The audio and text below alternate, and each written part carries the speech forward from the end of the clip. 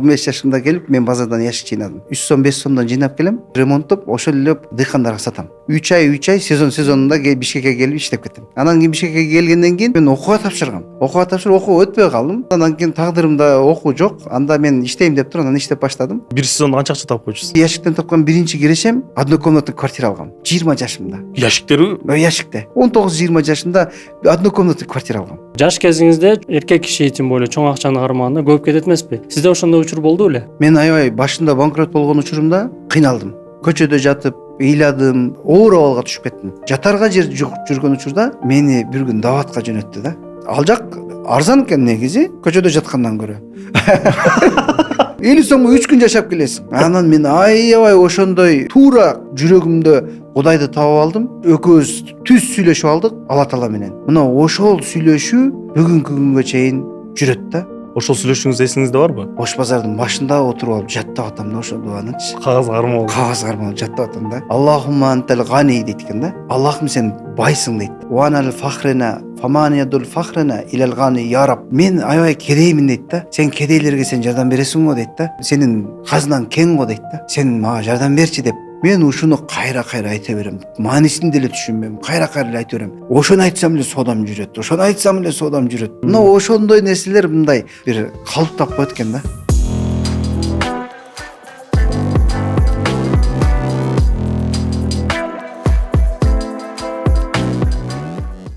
Саламатсыздарбы биздин урматтуу катталуучуларыбыз, биздин жаңы чыгарылышыбызга кош келдиңиздер. Бизде бүгүн адаттагыдай пайда алып келүүчү аябай сонун подкаст болуп турмак. Анткени бизде конокто ушундай тажрыйбалуу бизнесмен байкебиз келиптир конокко. Деги эле сиздин подкасттарыңызды өзүм деле көрүп чыккам. Көрүп аябай өзүмө шыктануу таап бир дем алгам. Бүгүн бизде конокто Cool Bros'тун компания негизүүчүсү Симонкул байке, Толор брендинин негизүүчүсү жаңы. Кош келдиңиз. Кош көрдүк. Нурсейит. Сизди көргөнүмө аябай кубанычтамын. Рахмат. Дароо эле биз адаттагыдай суроодон баштайлы. Өз негиде эле бардык өндүрүштөр Кыргыз мамлекетинде көбүнчөлөрү мындай үй бүлөсү менен баштайт экен да, бир туугандары менен. Бирок азыр жаңы тренд пайда болуп атпайбы? Туугандарды кошпогула бизнеске, досторду кошпогула, тигини кошпогула, бул болбойт депчи. Сиздин учуруңузда кандай болду? Негизи эле дүйнөлүк статистикада туугандар менен баштаган бизнес ийгиликтүү болгон.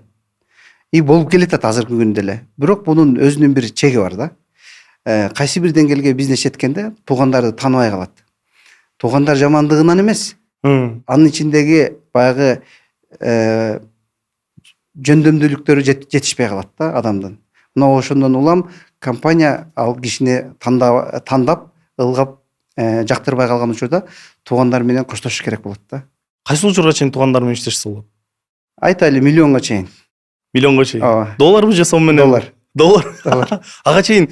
Бирок мен көп учурлар көргөм, туугандар менен иштешкен туугандар дайыма айтат го, бир башчы болот, по-любому бирөөнү бир башчы кылып тандайт да, бирок ага дайыма уну тура эмес кылып атасың, тигини тура эмес кылып атасың деп көп түшүнбөстүктөр болот деп уккам да. Сизде деле болду беле? Ооба, ал андай аябай көп учур болот. Бүгүнкү күнү Кыргызстанда мисалы үчүн көпчүлүк учурда эле туугандар менен бар. Айтайлы 90% тегерегинде туугандарын койгон да жумуштун ичине. Себеби туугандарына ишенет. Анан ишеничтүү адам ошол болгон үчүн туугандарын көп тартат.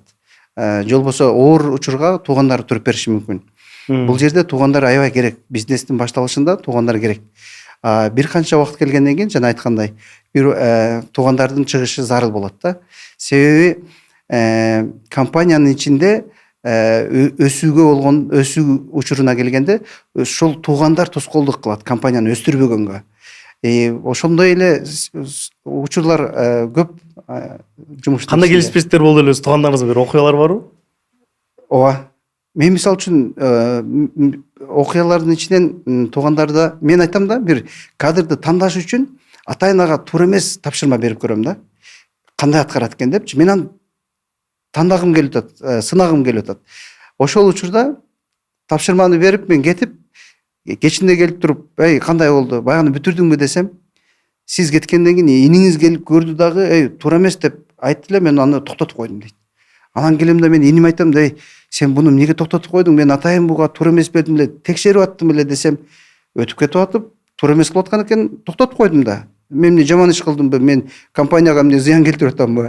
деп айтат да. Анан ошол жерде мен айтып атам да, мен бул киши менен иштеш үчүн менин жанымдагы баягы ээлик кылган туугандарым көрүнбөш керек экен да. Лидер бирөө болуш керек да. Бардыгын уга бергенде команда өспөй калат. Мына ошондон улам биз туугандар менен коштошууга туура келдик да. Туугандар менен мындай уруш талаш болушу мүмкүн. Ар кандай көпчүлүк учурда бүгүнкү күнү көпчүлүк туугандар бири-бири менен сүйлөшпөй калган, катташпай калган учурлар аябай көп да. Мен бул жерде айткым келет да, биздин учурубузда Кудайга шүгүр айтам, ата энеме рахмат айтам. Баягы жакшы тарбия бергенден улам мен бир учурда 7 кишини алып чыккам компаниядан. Өзүмү кошо алып чыккам компаниядан. 5 бир тууганым, атам, күйөө баламы кошуп, ушул кишилер компанияга силер зыян келтиресиңер, силер чыгып тургула дегенде 7 кишини өзүмү кошуп увольнение кылгам да жумуштан. Мына ошондон кийин компания эркин өсүп, мындай туура жолго түшүп баштаган да. Системага түшүп баштаган. Башта тууганчылык, дос, жар, мына ушундай нерселер ичинде аябай көбөйүп кеткен. Ошол конфликтке чейин ушул нерсени түшүнгөм. Себеби бизге мисал болгон бир канча компаниялар бар бүгүнкү күнү. Айтайлы, Шоро компаниясы бар, туугандар менен баштаган, Куликовский компания бар, аларда дагы толтура туугандар болгон, үй бүлөсү менен болгон, 6 бир тууган ушундай башташкан. Мына ошолор биз үчүн аябай чоң сабак болду да. Мен Кудайга шүгүр айтам. Эртерээк ушуну түшүнүп калганымачы. Мен бир туугандар менен мамилени жакшы сактап калдым да. Сактап калдым. Мен азыр бүгүнкү күнү жоо чай ичебиз, сүйлөшөбүз, ар кандай бир иш-чараларды аткарабыз. Биздин арабызда эч кандай бир мындай жаман айтыш сөз болгон жок. Мына ошол биздин ата энемдин берген тарбиясы. Мен буларга кеттик дегенде, эгерде сен айткан болсоң кетебиз деп туруп, бардыгы эч кандай каршылык көрсөтпөй компаниядан чыгып бергени мен үчүн аябай чоң плюс болгон да. Бул өтө таң калыштуу. Эгер башынан айтып келсек, ошо компания негизде атканда бир туугандарыңызды алып келдиңиз, атаңызды алып келдиңиз. Кандай келишим болду эле өзү башында? Башында эч кандай деле келишим жок. Мен айтып атам, алар делечи бир туугандын өзгөчөлүгү ушунда, сенин канча берет экендигиңе дагы маани бербейт. Кээ бир туугандар негизгиси сенин ишиң жүрүсүн, сага жардам болсо, сенде болсо бизде болот деген түшүнүк менен эле келгенбиз бардыгыбыз. Биз ушунчалык чоңоюп кетет экендигин деле түшүнгөн эмеспиз. Башынан баштап менин бир туугандарым, 3-4 бир тууганым чогуу жүргөнбүз башында. Аялым, келинчегим бардыгыбыз ушул жакта иштегенбиз да. Анан кийин ошентип акырындан компания чоңоюп кеткенден кийин биз билдик, барган сайын уже пикирлер келишпей баштады, ойлор ар кандай, жолбосо аткарбай калганбыз, аны уруша албайбыз. Мына ошондой учурлар көп болгондо мен ушуну түшүндүм дагы. Ошол Денис Кайгуровский менен кеңештим, Жумалбек Эмиридов менен кеңештим. Анан ошентип кеңешип туруп биз кеттик да компаниядан. Эгер ушул компаниядан ушу туугандарыңыз кетип атканда, өзүңүз кетип атканда, аларды кандай бир доля менен калтырып кетирдиңизби? Бул жак кандай болду? Же керекилер өзү эле мындай кетип калган учурлар болду, бул сага эле калсын деп? Мен аларга жөндөмдөрүнө карата бириктирдим. 5 бир тууганбыз. Мен компанияда калсам 4өө жумушсуз калды. 4өөнү 2 чоң фабриканы бердим дагы. Анан партнерлорун дагы сен буну менен партнер болосуң, сен буну менен партнер болосуң деп партнерлорун дагы өздөрү тандаган жок, мен тандап бердим. Себеби ал жөндөмдөрүнө карап тандап бердим да, бири-бирин экөөнү угат, ушулар ишти алып кетет деп. 2 компанияны буларга белек кылып эле берип, ошону улантып кетесиңер деп бөлүп бергем. Кадимки компаниялар. Ошо фабрикаларда. Биздин колубузда 5 фабрика бар болчу. Мен 2 фабриканы аларга бөлүп берип, 3 фабриканы биз колго алып калганбыз да. Азыр ал фабрикалар кандай иштеп атат? Бөлүп бергендерби? Иштеп атышат. Азыр жакшы, баягы ар кимдин өзүнүн оокаты, ар ким иштеп атышат, ийгиликтүү, мындай өзүнүн нанын өзү таап жеп атканына мени сүйүндүрөт. Бир чоң ката кылмакмын, эгерде мен бөлбөй алып калганда, бүгүнкү күнү алар өз алдынча ой жүгүртүү болбой калмак да. Алар бүгүнкү күнү дагы эле менин аркамда, менин канатым астында жүрүп калмак да. Бүгүнкү күнү мен ушуну сүйүнөм, өзүнчө ийгиликке жетип аткан болсо, сонун. Чамдай бер, дагы кете бер, газды бас деп айтам да. 2021-жылы Highland Capital $1,5 миллион менен инвестиция кылган экен силерге. Азыркы күндө сиздердин партнерлоруңуздарбы, долясы кандай? Ооба, азыркы күнү биздин партнерубуз. Биз Highland Capital'дын өзүнүн кириши бир 5 жылга кирет. 5 жылга кирип биз менен партнердук кылып 5 жылдын ичинде акыркы жылдарында сатып алып чыгып кетет. Азыр ошол этаптар келип атат. Башталгыч этаптары башталды. 2027-ге чейин сатып алып бүтүшөт. Инвестицияны привлекать этиш үчүн, инвестиция сатыш үчүн эмне маанилүү экен?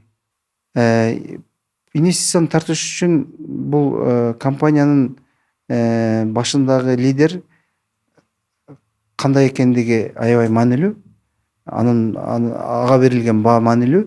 Ошол учурда эле компаниянын ичиндеги ачыктык аябай маанилүү. Тууганчылык, же болбосо ал жердеги мындай баягы белый бухгалтерия, черный бухгалтерия дегендей маселе болбош керек да. Бул ачык болуш керек. Бул жерде кызык нерсе бар. Биздин өнөктөштөрүбүз Elite House мага мындай задание берген да. Мен сизге эмне үчүн сурадым, инвестицияны кантип сатып, кантип привлекать этиш керек деп. Elite House'та Ысык көлдө жаңы объекттер бар, Лагуна деген. Ал жакта эгер мен сизге инвестицияны сатсам, мага пайыз берет. Ошондой интеграциялар бизде. Мен сизге бир түшүндүрүп сатканга аракет кылып көрбөйүнбү ушул жерде? Кандай сатчы? Мен билбейм кандай сатуучумун, бирок Мен таң калдырсаң алам. Ох, бисмилла. Караңыз. Ысык көл. Бул жылы Ысык көлдө көп нерсеге мындай разрешение берди. Биринчиси бул башка чет өлкөлүктөр сатып алганга. Экинчиси Өзбекстан, Казакстанга жолдор курулуп баштап атат. Эмнеге? Анткени мамлекет өзү басым жасап атат Ысык көлдүн инфраструктурага. Анан бир нече эле компанияга уруксат берилген. Ал жакта отельдерди курганга. Отельдерди алар куруп, ал жакта өзүнүн эмелерин сатат. Апартаменттер сатат алар. Ар бир апартаментти сатып аласың, бирок сен ал жак башың оорубайт. Аны өзү компания өзү руководство кылып өзү алып барат. Бизнес катары, бизнес модель катары. Эгер эске алсак, бир күн, бир түн Ысык көлдө бир сутка дейли аренда алыш ушундай апартамент $100 болгон сезондо. Азыр олимпийский бассейн, олимпийский стадион курулуп атат, сезонный болсун деп туризмди да күчөйтүп атат да, элдер көп келип баштайт. Мисал катары айтсак, окупаемость 4 жыл экен, инвестиция кылып бир апарт сатып алсаңыз, бир апарт деле алсак, 4 жылдын ичинде окупите, анан тышкары келген ар бир кардарга ошол жактан пайда киреше таап баштайсыз. Бул жерде аябай көп мындай маселе бар. Бул ыкма башка өлкөлөрдө дагы көп сунушталат. Ал эми баасы көтөрүлгөн, эки эсе көтөрүлгөн. Ал менин ишим. Ал компаниянын прибыли деп эсептебейбиз. Ал естественно рост болот, ал өзүнчө көтөрүлөт ал. Бирок түшкөн кирешенин канча пайызын алып калат экендигин мен бүгүн билбесем, мен ага барбайм. Ушуну билишим керек мен.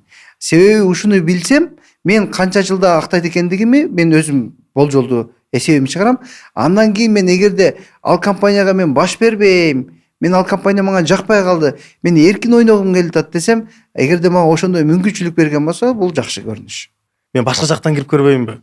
Elite House компаниянын лидерин билесиз да. Тимур Фазиев байкебиз. Биздин эле мусулман бир тууганыбыз. Энергичный. Ага ишенсе болот, туурабы? Сонун. Мен ал кишинин харизмасы, ал кишинин мындай бизнеске болгон көз карашы, ал кишинин бир жерде тура албай аткан мындай бир нерсени жасайын деген бир ичинде жанып турган бир чоң идеялар бар экендигин жакшы билем. Мен сыйлайм. Ошол киши бул компаниянын башында турат. Сонун. Сиздин тактикаңыз боюнча. Сонун.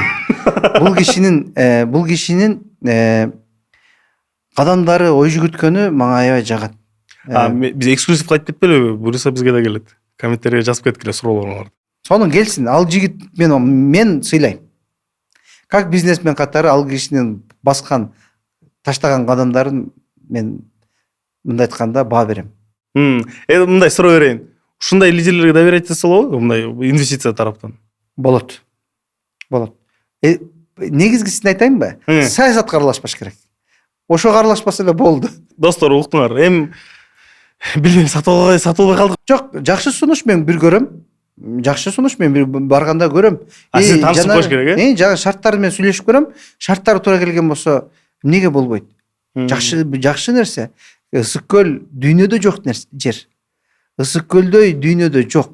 Эми Ысык көл мындан ары, Бишкекке караганда дагы тез өсөт. Баас.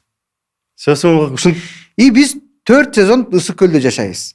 Алдыңкы убакта. Каалайбыз биз ошол жака барып ошол жакта жашап калабыз. Буюрса. Буюрса. Всё. Литхаус күтіп тұрғыла, мен процентімді аламын, шашпағыла. Жетемін сілерге, күтіп тұрғыла. Просто подождите, biraz. Кыргызда жакшы сөз бар. Бир тууган ата энеси бир, бирок келин менен күйөө баланын ата энеси бөлөк дегенчи. Сиз бир туугандарыңыз тууралуу айтып кеттиңиз, бирок бул жерде жубайлар тууралуу маселе дагы бар да. Сиз ошол бир туугандар менен болгон бизнесте жубайлар ар кимдики ар кандай. Ошолордун бир таасири болду беле негизи эле? Өтө мындай жакшы суроо. Эгерде история жакшы болгон болсо. Менде бул учурда жубайлары келип мен менен чогуу иштеген жок. Менин эле жубайым менен болду. Жанымда турду. Баштагандан баштап чогуу иштедик. Бирок алардын жубайлары аралашкан жок жумушка.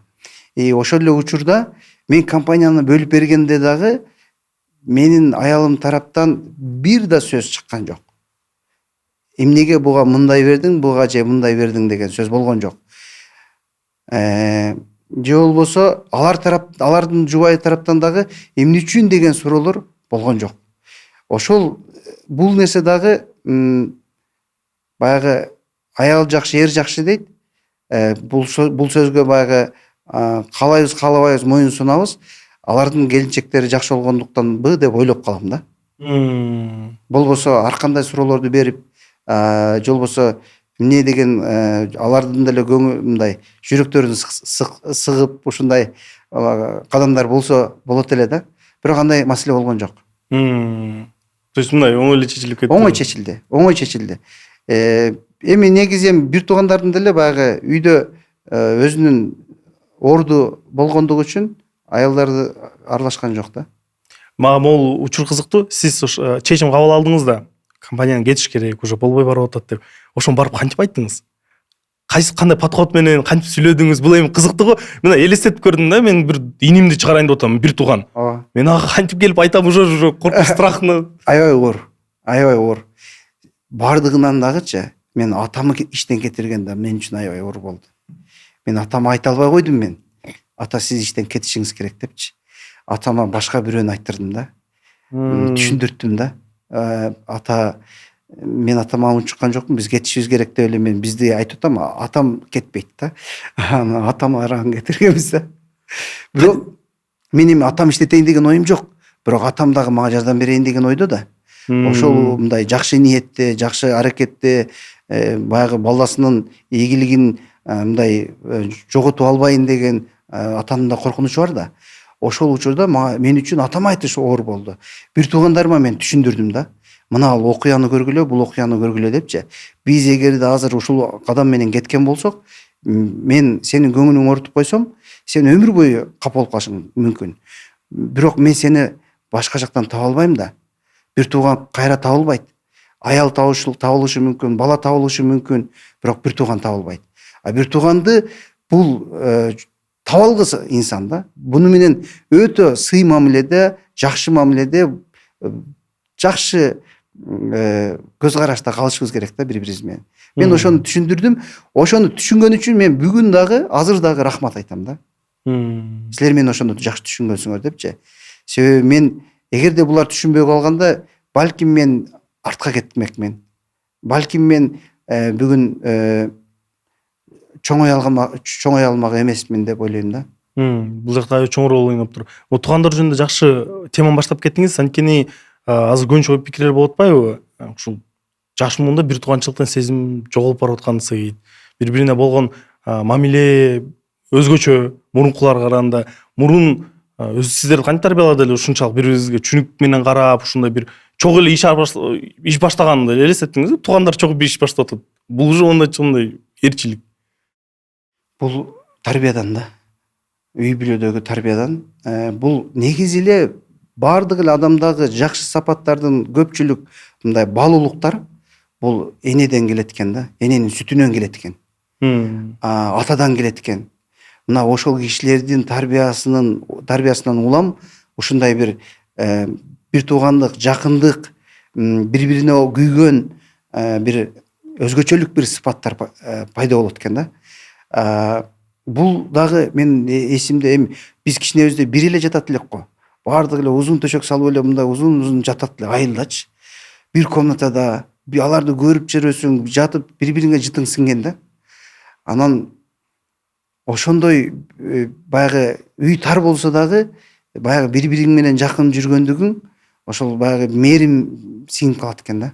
Анан ошол эле учурда баягы тарбияны улам эне айтып бергенден улам бир туугандык неме, бир өзгөчөлүк бир касиет бар экен да.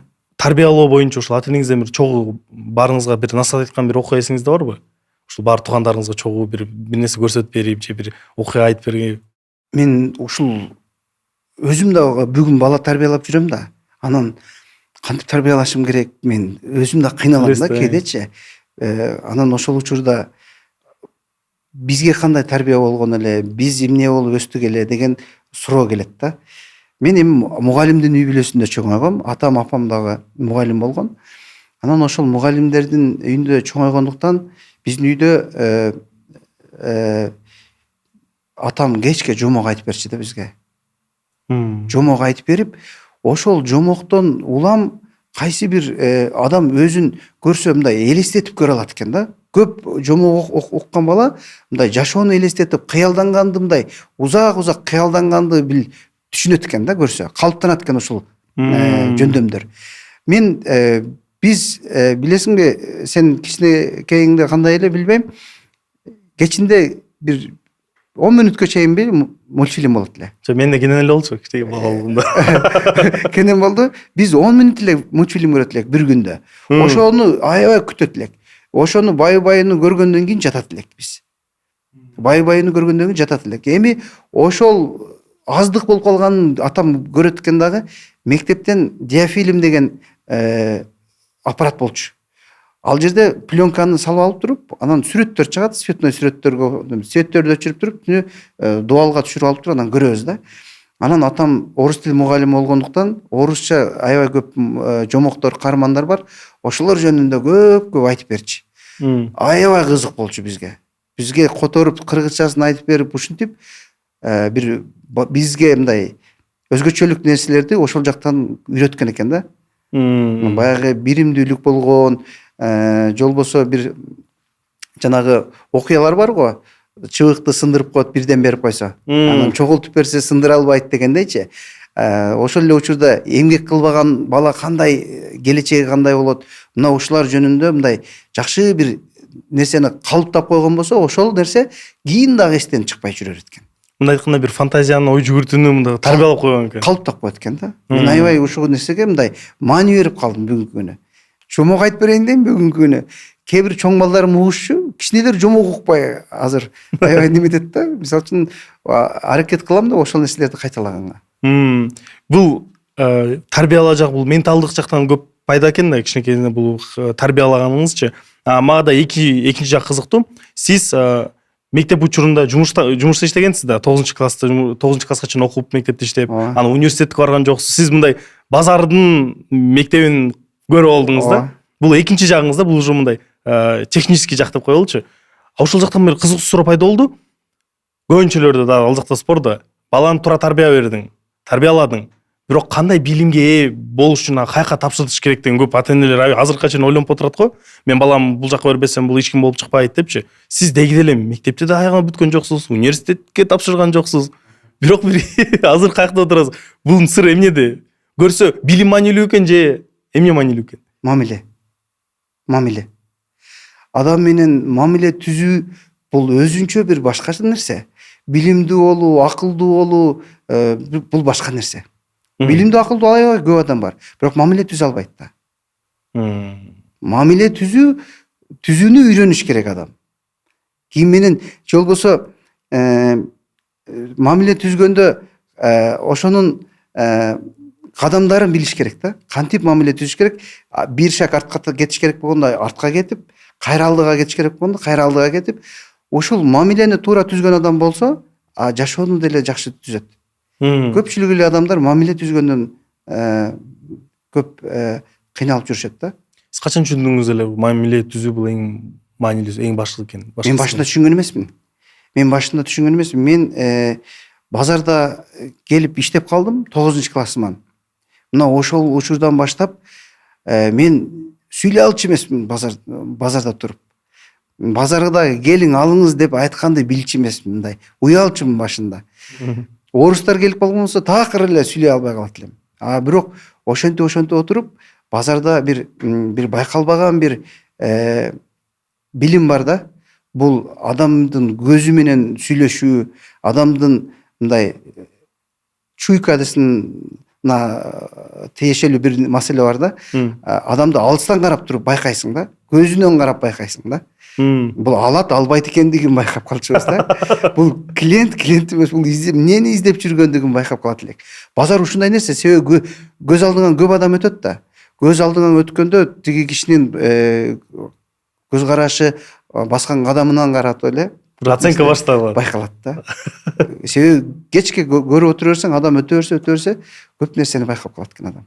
Базардан кийин ушул мен билем Алматыга барып иштеп калдыңыз, Самарсып, Орусияга чейин барып мигрант болдуңуз. Ошол жакта ушул базардан алган билимиңиз, билим деп коелу, жардам бердиби? Ооба, мен сыртка барган учурумда деле мен тилди деле жакшы билчү эмесмин. Тилди, мисалы үчүн Москвага барган учурумда деле, же болбосо Россиянын көп шаарларына товар ташып иштедим. Тилди деле жакшы билчү эмесмин, бирок мен мындай да, адам сүйлөй албаса дагычы, ички жүрөгүндөгү сезими анын жүзүнөн, көзүнөн көрүнүп турат да. Ал нерсени сезет адамдар, сүйлөшпөсө дагы сезет. Мен бир окуяны айтайын. Бир 2002 жылы бир индус менен иштеп калдык. Дубайдан товар ташыйбыз. Ошол учурда ал киши экөөбүз бир жума чогуу жүрөбүз да. Бир жума чогуу жүрөбүз. Ал орусча билбейт же кыргызча билбейт. Мен англисче жакшы билбейм. Мектепте окуган бойдон элем. Бирок бир жума жүрүп, биз Алматыга барып, Алматыда дагы бир кишилер менен сүйлөшүп отурсак, ал пакистанский киши айтат да, бул тил билбейт экен. Сен дагы тил билбейсиң. Кантип сүйлөшүп атасыңар десе, ал киши айтат, бул тил билбеген менен биз көп иш бүтүрдүк дейт да. Айткым келген нерсе, тилди деле көп билбесең деле, баягы адамдын жөндөмү, адамдын аракети, адамдын көз караштары көп нерсени түшүндүрөт экен деп ойлоп калдым да. Себеби биз ал киши менен биз аябай чоң суммадагы сделкаларды жасадык ошол киши менен. Мен дагы мектепте окуган, баягы казанда болсо чыгат дегендей, мектепте окуган сөздөрүм ал эч ким жок болгондо чыгат экен да. Ал сүйлөй элатам англисче. Билген эле жаныма киши келген болсо сүйлөй албай калам да, уялып баштайм. Мына ошол нерседен биз ал кишилер менен көп иштерди жасаганбыз. Сизде да бир кызыктуу окуялар болчу экен. Мен уккам, бир чет Дубайда жүргөндө тил билбей, ушул сынык англис тилинде $300,000 товарга келишим түзгөн экенсиз. Ооба. Жакында туугандарыңыз англис тилди билип түзө албай калып, сиз англис тилди билбей бир нерсе кылып көндүргөнсүз. Ооба. Бирок ал жерде айтпапсыз да, кантип көндүрдүңүз, эмне деп сүйлөдүңүз ага? Мен бул окуя аябай бүгүн да айтып, бир туугандар менен ыкшып күлөбүз да, ушул нерсени айтыпчы. Бул аябай кызык окуя. Биз 3 аксакал киши отурат, индус бизнесмендер экен. Эми алар поколение менен келе атышкан, алардын аталары ошол канцтоварды чыгарган кишилер экен, производственниктер экен. Анан алар менен сүйлөшүп, биз заказыбызды берип неметсек, ал бизди карап туруп, эми жаш балдарыбыз да, мен 20 жаштамын, байкем 22-де. Бул жерде дагы 18-де турган бирөөбүз турат. Үчөөбүз турабыз алдында. Жаш балдар ушул суммага товар сурап атат, алар ишенбеди башында. Анан карап турам, булар сүйлөшүп атат. Мен айтам, мындай деп айтсаң десем, айтат, ишенбейт. Тура которо болбойт. Эми туура эле которуп атат. Эмоция жагынан. Бирок булар жеткире албай атат да, ал кишиге. Анан бул жеткире албай атканы мен түшүндүм дагы, анан айттым да, мен сүйлөсөм булар менин катамды табышат, күлүшөт да. Бул биздин менталитетибизде бар го, ушундай бир башынан неметип калабыз, тил билбеген кишини. Мен өзүмдө да ушул самооценкам ушундай болуп, булар үчүн, булар жанында турганда болбой калат. Анан айттым, силер чыгып тургула. Чыгып туруп, анан ал кишилерге мен бар нерсе менен айтып берип атам да. Мен мектепте окуганда жакшы окугам. Английский кружокторго катышкам, анан мына ошол нерселерден улам мен болгон баягы сөз запасым менен сүйлөп берип атам. Баягы кишилер мени угуп туруп, мени түшүндү да окшойт да. Себеби ал кишилер мени өздөрү Алматыга бар деп суранышкан. Мен Алматыга барып, алар айткандай базардан местаны ачып, алар каалагандай бир ишти жасап келип мен товар сурасам, товар бербейт да. Анда сен мени эмнеге жөнөттүң деп айтам да. Сен мени эмне жөнөттүң? Мен бүт бардык нерсени бүтүрүп келдим сенин алдыңа. Азыр мен сага келсем, сен мага бербейм деп атасың. Сен кандай бизнесменсиң деп атам да. Деп ушунчалык неметкенден кийин макул берем деди. Берем дегенден кийин тигилерди өзүм кирип чакырдым. Келгиле, сүйлөшкүлө берем дедим мына десем. Алар шок. Кантип берем деди. Сен эмне дедиң олорго дейт. Мен айттым десем, сен англисче билбейсиң, кантип айттың дейт да. Анан айттым, кеде мындай кээ бир сөздөрдү оңгусу менен улаштыра албасаң дагы негизги ойлорду түшүндүргөнгө болот экен да. Мындай айтканда, бирок бул аябай кызыктуу окуя экен, элестеткиле, көрүүчүлөр силерди элестеткиле. 20 жашта баласыңар, Дубайдасыңар. Индустар чоң производство болуп туруп, айтып атасыңар $300,000 бер деп. Эртең $300,000 эмес, мага 300 сом берчи десең, сен ишенесиң, кичинекей болор, ишенбейт да. Ооба. Бирок бул эмнен байкадым, сизде мындай бир корку сезимден жок болчу экен. Ичимдеги каалоом аябай чоң болчу да. Ичимдеги духту алар көрдү, байкады. Сезди, айтып атпаймынбы? Сөздө жеткирип 1000 китеп окуп берсең дагы анын алдында сенин сөзүң жалган экендиги, салмагы жок экендиги, тузу жок экендигин билсе, ал кербек эмес да. Ал менин ичимдеги каалоону байкап туруп, көзүмдөгү каалоону көрүп туруп берели деди. И айткандай эле биз аны аткарып бердик да. Биз ага миллиондогон содаларды жасап бердик. И бүгүнкү күнү эч кандай алар бизге наразы эмес. Биз алардын бир сомдон калтырбай биз кутулуп, акчасын берип, биз дос бойдон калдык. И азыр да иштешебиз ал индустар менен. Ооба. Бүгүнкү күнү баягы 10 километр деп жазган бир ручка бар. Журналисттер, студенттердин көпчүлүгү ошол ручканы колдонот. Ошол ручканы 23 жыл башта мен алып келип, ушул Кыргызстанда таркатып иштеп баштаганбыз. Ушул бизнес дагы эле бар. Ушунчалык эме экен, эгер чын жүрөктөн башталган бизнес ушу көп убакытка чейин созулушу мүмкүн. Бул да үй бүлөбүз менен башталган. 22 жаштагы акам Дубайга барат. Барып иштеп ошол жакта. Анан сен кайра кетпейсиңби Кыргызстанга десе, жок, мен аяка Кыргызстанга кетпейм. Андан көрө сага иштей турган кишини таап берем деп мени таап берет да. Анан мен ошол жерден кийин Дубайга учуп барып, алар менен иштешип, келишип, үй бүлөлүк бизнести биз биякта курганбыз. Мен Бишкекте турам, Алматыда иним койгом, дагы башка өлкөлөргө сатабыз. Ошентип чоң биз иштер жасаганбыз да, бир туугандар менен. Сиз өйдө да айтып кетпедиңизби, эгерде мен үй бүлө менен вовремя мамилени үзбөсөм, бизнестечи, ушундай бийиктиктерге балким жетпейт элем депчи. Бирок бунун экинчи тарабы бар. Балким сиз үй бүлөңүз менен, бир туугандарыңыз менен дагы деле иштешкенде, тарыхта бар да, братья Рокфеллер, Ротшильд деген. Балким ошондой даражага чыгат элеңиз. Ооба, балким бул рызкы Кудайдан. Мен айткан нерсе балким бир аз баягы туура келбей калышы да мүмкүн. Бирок бул жерде мен өзүмүн билимим жетпей атканын түшүндүм да. Башкарууда өзүмүн билимим жетпей атат. Алдыңда 500 киши кетип турат. Ал кишилерди башкарыш керек. Ошолорду башкарганга мен өзүмүн тажрыйбам жетпей аткан учурда бир туугандарым менен алсыз. Мага жетпейт деңгээли. Ошол учурда биз жалпы зыян келтирип аттык да компанияга. Ошол үчүн биз чыктык да ал жактан. Эгерде бир туугандарым менден да кыйын башкаруучу жөндөмдөрү бар ушундай кишилер болгондо, биз кала бермекпиз анын ичинде. Биз жалпы билимибиз, өзүбүздүн тажрыйбабыз жетпей аткандан улам чыкканбыз ал жактан. Мындай айтканда тажрыйбага жараша экен да. Тажрыйбага жараша. Булардын жамандыгынан эмес, бул жакшы адамдар. Тажрыйбабыз жетишпей атат. Компания өсөйүн дейт, чоңоюн дейт.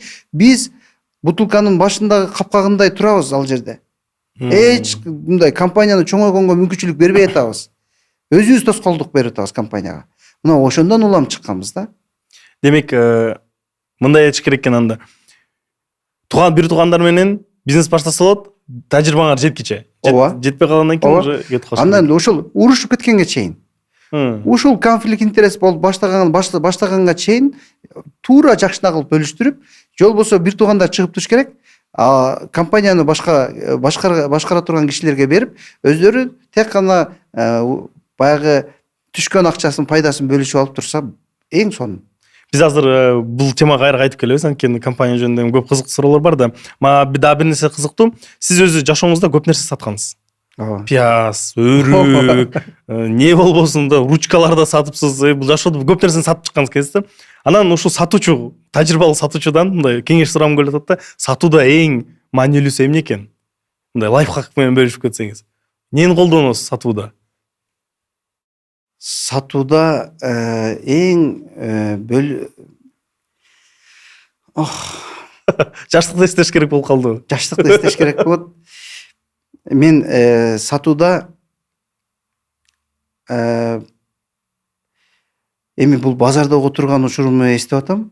Базарда отурган учурум сатууда тобокелчилик аябай маанилүү. Тобокелчилик. Ошол эле учурда базардын абалын билүү аябай маанилүү. Мен базарга эртең менен киргенде бүгүн базар кандай экендигин байкап турчумун да. Билчим да. Бүгүн ушул товарды 1 саатка чейин сатып бүтүш керек. Же болбосо буну сатпай 2 сааттан кийин сатыш керек деген абалга чейин байкачумун да. Кантип? Себеби адам күндө базарга бара берсе, базарга бүгүн жаңы ким келгенин да байкап турасың да. Кайсыл апта келди, келбеди, ким келиш керек, ким келбеш керек экенин да күтүп турчубуз да. Мен мисалы үчүн ошол эле учурда черешне сатчумун. Черешне сатканга чейин мен келгенге чейин базарды изилдетип койчумун. Ким бар, ким жок, эмне бар, эмне келди, ким келе элек. А мен ошол келгенге чейин бир сыйра келатат деген, азыр кирет деген паниканы жүргүзүп туруп анан кирчүмүн да. Ушул сыяктуу методдорду колдончубуз. Сатууда өзү кызыктуу. Мен эмнени билем, сиз окуяларыңыздан мындай түшүнсө болот. Ушул Кулброс компаниясын негиздеп курганга чейин да бир мындай ийгиликтүү бир бизнеске окшогон нерселерди курган экенсиз. Бизнеспер, алар бирок көп жактан айтпайсыз, эмнеге? Мен 20 жашыман баштап бул канцтовар бизнесин курдум да. 25 жашыма чейин. 5 жыл ушул канцтоварда иштедим. Андан башта мен производство жасагам, ошол эле ящиктерди жасагам базардагы. Фрукты салган ящиктерди жасап, производство кылып 32 кишини иштеткем бир учурда. Ошол учурда 18 жаштамын. 18 жашта 32 кишиге жумуш бериш мага бир өзүнчө бир башкача дух берген экен. Бул ошол элдердин иштеп атканын көрүп, ушундай бир иштерди уюштуруп атканымды көрүп, мен чоң бир мындай максаттарды коюп баштадым да. Ошол учурдан баштап. Менин колуман келет экендигин түшүндүм. Мен өзүмө толук ишенич болду. Мына ошондон улам мен ушул бүгүнкү болуп аткан производстволордогу калыптанган жагы ошол жактан болгон. Давайте хронология менен кетели. Сиз 18 жаштасыз. Биринчи бизнесиңиз эмне болду ошондо? Мен базарга келип ящик жыйнадым. Ящик жыйнадыңыз. 15 жашымда. 15 жашыңызда. Бул ушу андан да эрте. 15 жашымда келип мен базардан ящик жыйнадым. Ящик жыйнап, ошол базардан 3 сом 5 сомдон жыйнап келем. Ящиктерди ремонттоп, ошол эле дыйкандарга сатам. Кайра эле ушинтип, ушу ар бир кылган ишим 3 ай сезонунда Бишкекке келип иштеп кеттим. Ошо бир сезондо канча акча таап койчусуз? Ошол учурда жаш кезиңизде. 5 сомдон алып 15 сомдон сатчым. Анан бир күндө 500 сом тапчым. Ал учурда 500 сом бул аябай чоң акча. Чоң акча. 500 сом тапсам аябай жакшы. Куртай болчу экенсиз да. Мен үчүн ошол жакшы болгон экен учурунда. Бирок мен ошол 500 сомду табыш дагы мен үчүн бир аябай оор иш болчу башында. Мен ошону чоң көрчүм, көп иш жасадым депчи. Көрсө кийин көрсөм ал кичинекей эле иштер жасаган экенмин. Ошо 500 сомдор менен үй бүлөңүзгө пайда алып келип туруп, алар кандай сүйүндүрдүңүз беле? Сөзсүз. Мен тапкан акчамы мен Бишкекте турган учурумда айылдагы бир туугандарым, башкалар күтүп атат да, мен иштеп атат деп. Аяка жөнөтүп турчумун да. Жөнөтүп турчумун. Анан ошол айылдагы жетишсиз, айылдагы жей албаган нерселерди мен Бишкектен жөнөтүп турчумун да. Алар укмуш күтчү менен. Туулган күндөрүнө жөнөтүп турчумун ар биринен. Анан өзүм барсам дагы Бишкекте Ошто ондай торт жок болчу да. Биздин айылда. Бишкектен торт алып алчумун да. Көтөрүп алчу машинаны такси менен алып барчумун. Яшиктер чогулттуңуз. Андан кийин канча жашыңызда кайсыл жакка өттүңүз? Кийинки ишиңиз же бизнесиңиз? Мен ошол 11 класс бүтүп келип, ошо 18 жашыңызда. ящик бизнесинде мен сезон менен иштедим. Анан кийин Бишкекке келгенден кийин келип туруп, анан кийин мен окууга тапшыргам. Окууга тапшырып, окуу өтпөй калдым. Да, анан кийин тагдырымда окуу жок. Анда мен иштейм деп туруп, анан иштеп баштадым. Ошол кайра эле ящик менен баштадым. 1 жылда ящикти иштедим. Арасында мен Россияга барып келем. Улам сезону менен. Ар мөмөдүн сезону келген учурда Россияга каттайм. Агар 18 жашыңызда чыгып ушу ящиктер чогулуп калган, ал жакта эми көбүрөөк киреше болуп калды да, канчага чейин көп болуп калды? Мен кирешенин биринчи ящиктен тапкан биринчи кирешем однокомнатный квартира алгам. 20 жашымда. Ящиктерби? Ящикте. 19-20 жашында однокомнатный квартира алгам. 2000 ящик жасадым. 2000 ящик жасадым, $1 акча калды. Пайдасы $1 акча калды. Мен $2000 квартира алдым. 20 жашыңызда. Ооба. Жана блогерлер бар го, жана биз 18 жашта машина алдык, тиги алдык деген. Бул ошол биз ошол учурдун ошондой макет салган кезде. Ал учур менин каалоом укмуш болчу. Үйгө муктаждык болгондон улам биринчи максат ушул үй алыш керек болчу. Мен ошол нерсени жасагам да. Анан ошол өзүбүздүн үйдө бир туугандар келет, андан кийинкилер студент да бардыгы. Ошол өзүбүздүн үйдө жашап, бир башкача бир бактылуу күн өткөргөнбүз да. Ящиктерден үй алдыңыз, анан ары эмне кайка кеттиңиз, кайка жолдоңго? Россия барып турам дедиңиз. Россия барып туруп, ал жакта эмне менен алектендиңиз Россияда? Россияда мен көп нерсе саттым го. Мен укроп да саттым, көп нерсе саттым, клубника саттым, аябай көп нерсе саттым. Ар бир нерсе сезон болсо сатам. Россияга биз бул жактан жүктөп барабыз. Жүктөп барып, ал жактан бул жакка банан алып келебиз, кум шекер алып келебиз, бул жакта керек нерселерди.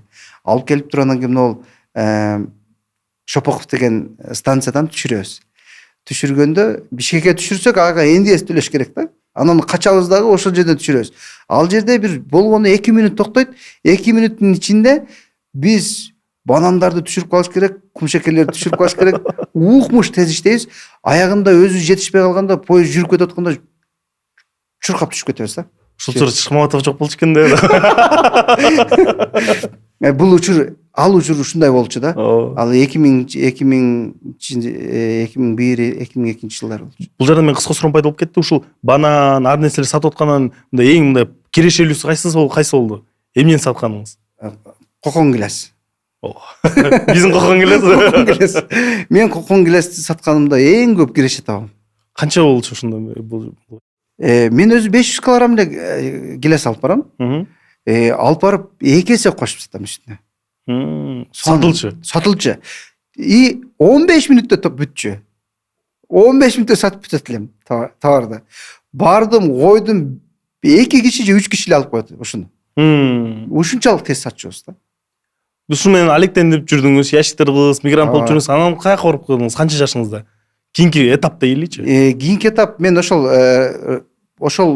бир учур мен немеден келе албай калдым да. Банкрот болуп Россиядан келе албай калып, ошол жакта бир 6 айдай жүрүп калдым да. Ошол жакта жүрүп калганымда келгенге жол кирем дагы жок, банкрот болуп калдым да. Эмне себептен банкрот болуп калдыңыз? Өрүк алып бардым да, өрүк агып кетти да. Өрүк агып кеткенден кийин мен аяка грузчик болуп эле бирөөлөргө жардамдашып, бирөөлөрдүн курсак тойгозуп эле жаткан жерге төлөп койсо, ошого сүйүнүп жүрөрдүм. Выживание болгон экен да, мындай. Выживание болгон да. Анан ошол учурда мен бир тууганым мени акыбалымды көрүп, анан ошол учурда кайра чакырат Бишкекке. Кел Бишкекке деп, анан мен Бишкекке келгенден кийин ал Дубайдан жана ручка бизнесин сунуштап, анан ошол ручка бизнес менен мындай айтканда из грязи в князи болуптур да, ошо кыйналып атат эле келип эле Дубайга. Мен аябай көп банкрот болгом башында. Мен бир күнүм ийгилик болсо, бир күнүм банкрот болчу да. Эгер могу жаштарга кеңеш айтып кетсекчи, ушул жерден эмне себептен банкрот болчуңуз, анан жаштарга банкрот болбош үчүн эмне кылыш керек? Негизи банкрот болуш керек. Банкрот болуш керек. Көп банкрот болуш керек. Ушул башталгыч убактары аябай көп банкрот болуп алган киши кийин жашоосу таттуу болот да. Туура жашайт да. Банкрот болбогон кишиден мен аябай корком. Мен. Банкрот болбогон киши элестет, миллиондон ашкандан кийин банкрот болуп калган, ал оор өткөрөт ал абалын. Инсульт болот, инфаркт болот, ар кандай ситуациялар көп болот. суицидтер болот дегендейчи. Башта банкроттун даамын билген киши эч кыйналбайт да. Жакшы айттыңыз. Кайра кайтып келелер ушу этаптарга. Дубайга кеттиңиз. Ручканы сунуштады, жанагы индустарды көндүрдүңүз 300 миң товарга. Анан кийинки кадамдарыңыз кандай болду? Ушул бизнес кандай кетти? Кандай масштабка чыкты? Бул бизнестер мен Бишкекте бир окуя алып келип туруп Дордойго алып бардым да, ручканы салып алып, сумкага салып алып, жаныма бир тууганды алып алгам. Дубайда иштеп аткан бир тууганым келген. Мага жардам берген. Алып барып Дордойго барсам, эжелер айтат да: "Эй, бар тур, кетчи нары. Кереги жок бизге, кереги жок" деп ушундай. Анда 2-3 жерге барсак ушундай кагып коюптур да. Мен үчүн ал базардагы эжелердин манерасы ал нормалдуу эле нерсе да. Мен базарда иштейм да, мен түшүнөм да ал эженин психологиясын. Бул киши студентке аябай катуу тийиптир да. Чыгып алып ыйлайт да. Менен чоң бир байке ыйлайт да. "Эй, Сүймөнкул, болбойт окшойт бул бизнес" депчи. Анан айтам: "Эй, сен токто, бул болот. Туруп деп туруп стратегияны карасаң, ошол учурдагы койгон стратегияны. Буларды ушундай ойго алып келиш үчүн булардын кардарларына сүйлөтөбүз бул товарды" деп туруп, подземкага келем. Дордой кабыл албай койду. Подземкага келем да, подземкага баардыгына карызга таркатып берем товарды. Алып келген товарды карызга таркатып туруп, анан ошолордон улам булардын прилавкасында менин товарым туруп калгандан кийин ойлонуп башташат дегилер. Бул товар каяктан келди депчи. Анан популярдуу окшойт деп. Бул каяктан келди десе, бул ушундай алып келет, бул ушундайбы, индийский ручка деп туруп, мен атым индийский ручка деп, "Эй бала, индийский ручка" деп чакырышат да базардачы. Мен ошондон кийин булардын кардарлары аркылуу киргеним үчүн бир учур келди, жана Max Writer деген ручка барбы? Ошол ручка пешенеме жок болуп калды да. Сиз жана индийскийден бул жанагы эме эмеспи? Мындай сары, көк, мындай в полоску турган ручка эмеспи? Жумшак резинкасы бар Max Writer деген ручка бар. Анын бренди Sella. Тиги биз алып келген Flare деген ручка болчу. Flare. Сен журналисттердин, студенттердин колунан көп көрөсүң ушул ручканы.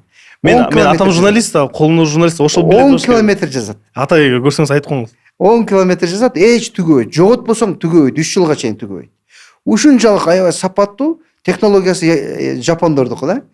Анан мен ошол ручканы мактап сатып жүргөндө, тиги Дордойдогу эжелер андан кийин "Айла жок, менен иштешке туура келет". Иштешип аткан учурда аларды күтүп аткан товар келбей, алардын бактысына мен турап калам да. Менде товар ушунчалык мүмкүнчүлүк бар. Мен ошондо самолет менен Дубайдан самолет менен ташып алып келип саткам. Ручкаларды. Мага кызыктуу, ушу биринчи жылы ушул бизнес менен иштеп баштадыңыз да, канча кирешеге ээ болдуңуз мындай? Плюс-минус. Биринчи жылдарычы, пока не раскрутились. Биз баштапкы чоң капиталды ушул ручканын ичинен таптык. Мен мындай айтканда, бир жылда ошол жылдары 300 миң доллар соода кылчубуз да. Ал учурда квартиралар 2 миң, 3 миң доллар, 5 миң доллар ушундай болчу. Ушунча чоң сумма акча болчу. Бул жакта кубросу сүйлөшпөй, ручканы сүйлөшөрсөк деле болот экен да, аягына чейин. Болчу. Ушундай болчу да эми. Бул убакыт өтүп кетти, көп болду. Бирок ошондой соодалар болгон. Дордой ушундай соода болчу, Алматыда ушундай соода болчу. Кийин мен Дордойдо жолго салгандан кийин мен Алматыга барып 3 жыл иштедим. Ручкадан кийин получается. Ошол ручка кетип атат уже. Ошол ручка бизнесинде Алматыга барып 3 жыл иштедим. Масштаб болуп кетти, масштабирование. 3 жыл иштеп Алматыда.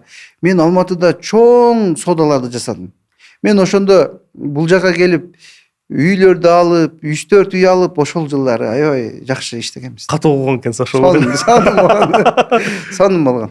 Ручкадан кийин кийинки кадам производство башталды. Ошондон кийин уже бизге белгилүү болду. Көрсө мындай силерде Сүймөнкул байкени интервью чакырып атканда бул жагын деле карабайсыңарбы? Биякта деле көп нерсе бар турбайбы? Окуялар көп, негизи окуя көп. Адам башында ар бир адамдын эле окуялары көп. Ар бир адамдын, ар бир бизнесмендин эле окуясы меникине окшош. Ал деле ушу мен сыяктуу кыйналган, ал деле банкрот болгон, ал деле мен азыр айтып атсам, көрөрмандар деле айтышы мүмкүн, меникине окшош экен, ушундай болгондо мен дагы депчи. Ошон үчүн баягы бири-бирибизге сүйлөшүп аткан сөздөр алар үчүн дагы сиңимдүү да. Себеби окуялар окшош. Жүрөккө жетет. Ооба. Жүрөктөн чыккан сөз жүрөккө жетет. Сонун айттыңыз. Сиз айтып атпайсызбы, ар бир адам банкрот болуп көрүш керек, көп урак депчи, баштапкы этапта. Бирок ошондой эле жаш кезиңизде чоң акчаны кармап, ошондой эркек киши тем более чоң акчаны кармаганда көп кетет эмеспи? Сизде ошондой учур болду беле? Мен аябай башында банкрот болгон учурумда мен кыйналдым. Көчөдө жатып, ыйладым, суточный квартираларда жүрдүм. Ушунчалык аябай бир оор абалга түшүп кеттим. 3-4 ай түшөм, кайра чыгам, ушинтип көп сыналып жүрдүм. Бирок ошол учурда мага бир тууганым арабскийде окуган үчүн ал мага дуаларды үйрөтөт да.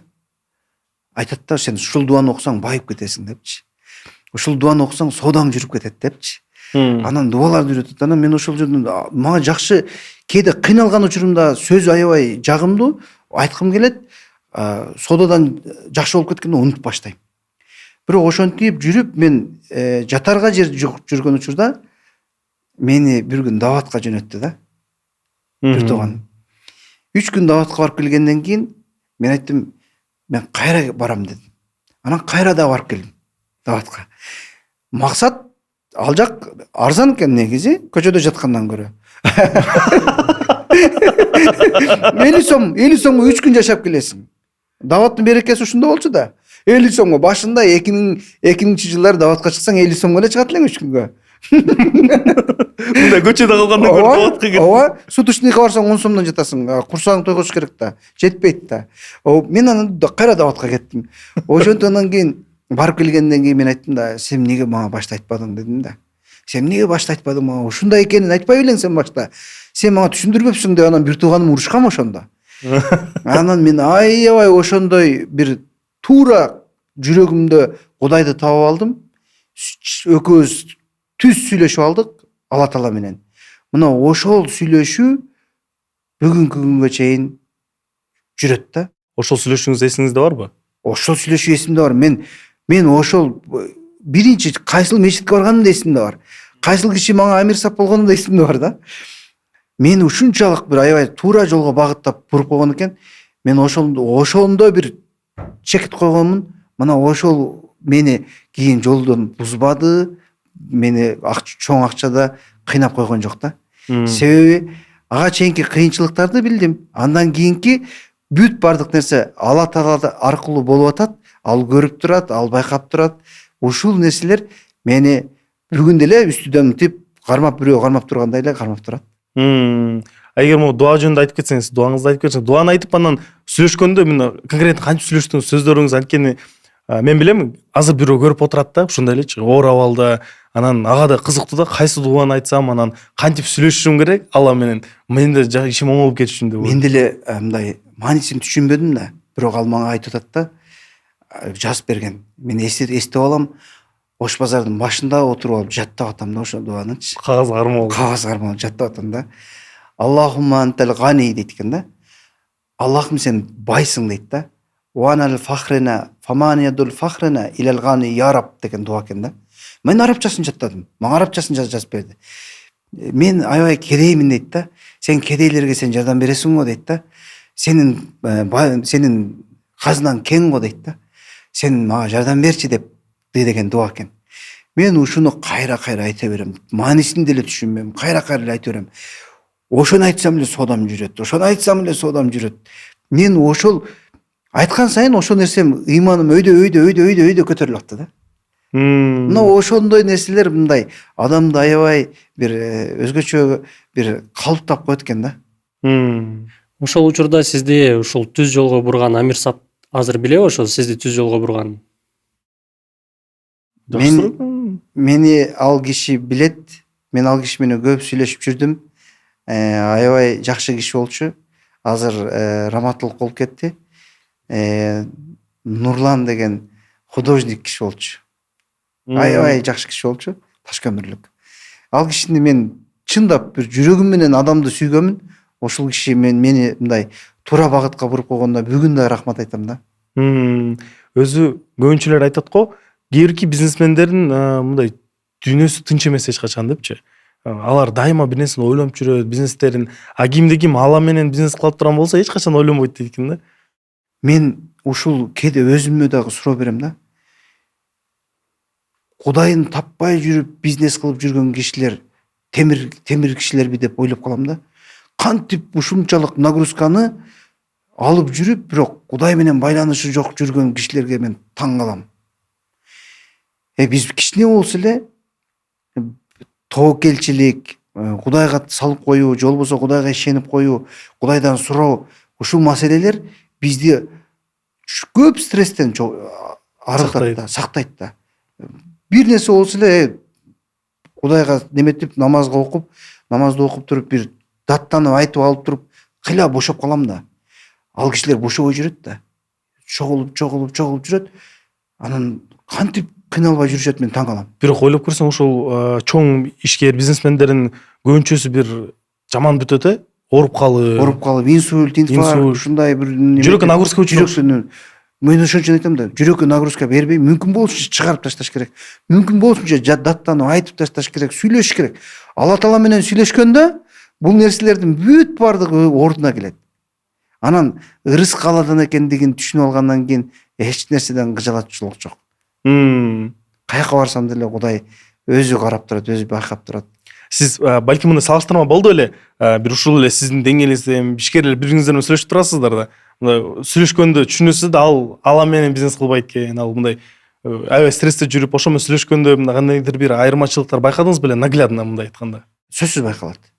Адамдын мындай жанына барганын деле байкалат. Анын терс энергиясы бар, же болбосо мындай бир нур бар жүзүндө, ал киши менен сүйлөшүү оңой экендиги жанынан барганда эле байкалат. Тиги киши менен бир аз мындай кыйын болот. Эгерде дини жок киши болсо, ал киши менен иштешиш да кыйын. Иш алып барыш да кыйын. Түшүнүү да кыйын. Бирок Кудайга шүгүр, биздин Кыргызстанда көпчүлүгүбүз, 99% бул Кудайга ишенебиз, бул баягы бардыгыбыз ырыскы Кудайдан экендигин билебиз. Биздин кыргыз ишкерлер бүт бардыгы ыймандуу. Жакшы сөз болду. Кыргыз ишкерлер ыймандуу. Ооба. Биздин ишкерлерибиз аябай жакшы, мындай орусча айтканда пунктуальный, же болбосо мындай бир көрөгөчтүк, мындай ички духу бар, ушундай ишкерлер. Бул жакты ушул бөлүктү ушул тепкичти жаптыктап элебиз. Кийинки тепкичке кайтып келели жана окуябызга. Биз азыр уже Кулброско келдик да. Кулбростун окуясын дагы бир жолу кайталгым келбейт, анткени ал жакта эми баарын эле белгилүү канча жолу айткансыз, ушул туугандарыбыз ачып. Бирок ал жакта бир 2-3 суроом бар да, анын ушу ичинде кызыктырган. Биринчи суроом, ошол фабриканы мага да тиешелүү далчы. Фабриканын чеке шардын четине чыгаргансыз. Шардын ортосуна алып чыгып, өзүңүз сөзүңүз менен адамдар башкача дегенсиз. Бул жакта адамдарды ишке тартуу кыйын, жакта адамдар иштегенге даяр. Биз деле азыр көп учурда кадр маселеси менен кездешебиз да. Кадр маселеси аябай оор болуп барып атат. Адамдар жалкоо болуп барып атабы, же иштегиси келбей атабы. Азыр бардык ишкерден сурасаң, кандай маселе болуп атат десек, кадр маселеси дейт. Жеңис байке менен дагы сүйлөшкөнбүз. Сиз үчүн ошол кадр маселесин чечипсиз, ошол чыгып кандай чечилди, ошону айтып берсеңиз? Мен ушул Бишкекте иштеп жүргөн учурумда Бишкектин ичиндеги жумуш алуучулардын ой жүгүртүүсү бир жума эле болчу. Максат планын бир жумага эле койчу. Бир жума иштеп көрөт, бир жумадан кийин орун алмаштырат. Ушинтип аябай мындай жумушчунун келип кеткени аябай көп. Айлык акын да бир жумада бериш керек болот да бияктачы. Анан мен ага чейин ошол 2 жыл 3 жыл арасында бул өндүрүштү баштадым. Мен башта чет өлкө менен бизнестерди жасагандыгым үчүн мен ошол эле учурда мен чет өлкөдөгү бизнестерди, өндүрүштөрдү көрүп келдим, барып саякат кылып. Саякат кылып бир сыйра көрүп келгенде ал жакта андай маселе жок. Алар кандай масштаб менен жасап атат, аларды көрдүм дагы. Анан келип туруп мен экинчи кадам жаңы конушка барып көрдүм, Кара Жагачтагы.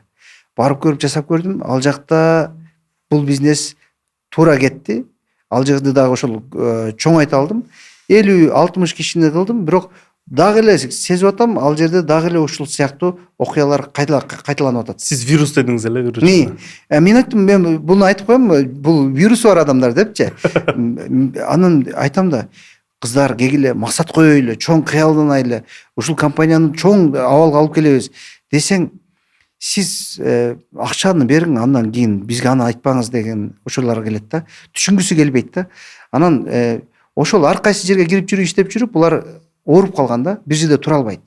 Ошондон улам мен анан айыл жерине кача кетем деп мен Карла Маркс деген айылда эч Швеянын немесин түшүнбөгөн кишилерди алып алып ошол айылдан жыйнап алып туруп Нөлдөн үйрөтүп. нөлдөн 350 кишиге чейин ошол бир айылда 350 кишиге чейин жыйнап ошолорду тигүүчүлүккө үйрөтүп иштеп баштадык да. Мага бул бир нерсеси кызыктуу түшүндүрмөсү. Барып келдиңиз да айылгачы. Ооба. Такыр швен түшүнбөгөн адамдар да Ооба. жанымда, мисалы үчүн менмин да. Ооба. Турам да жаныңызачы. Ооба. Мага кантип түшүндүрөсүз? Мен айтып атам да, бул жерде бир сөздө айттым да, маймыл мотоцикл минип атса, же болбосо аюу мотоцикл минип атса, силер ушуну жасай албайсыңарбы деп мен бир тамашалап коем аларгачы. Маселе биздин кыздардын колунан айлансак болот. Бардыгы жөндөмдүү кыздар да. Бардыгы жөндөмдүү кыздар. 3 күнгө да жетпейт да, 2 саат көрсөтүп койсоң тигип кетет. 2 саат көрсөтүп койсоң ушуну жөндөмдүү кыздар тигип кетишет. А могул көйгөйдү көтөрүшүбүз керек деп ойлойсузбу? Шаарда ушундай болуп бара жатканы. Жаштар көп бир жерде туруктуу тура албайт, бат ушундай ойчу чачырайт, баары эле дароо сразу популярный же сразу бай болгусу келет.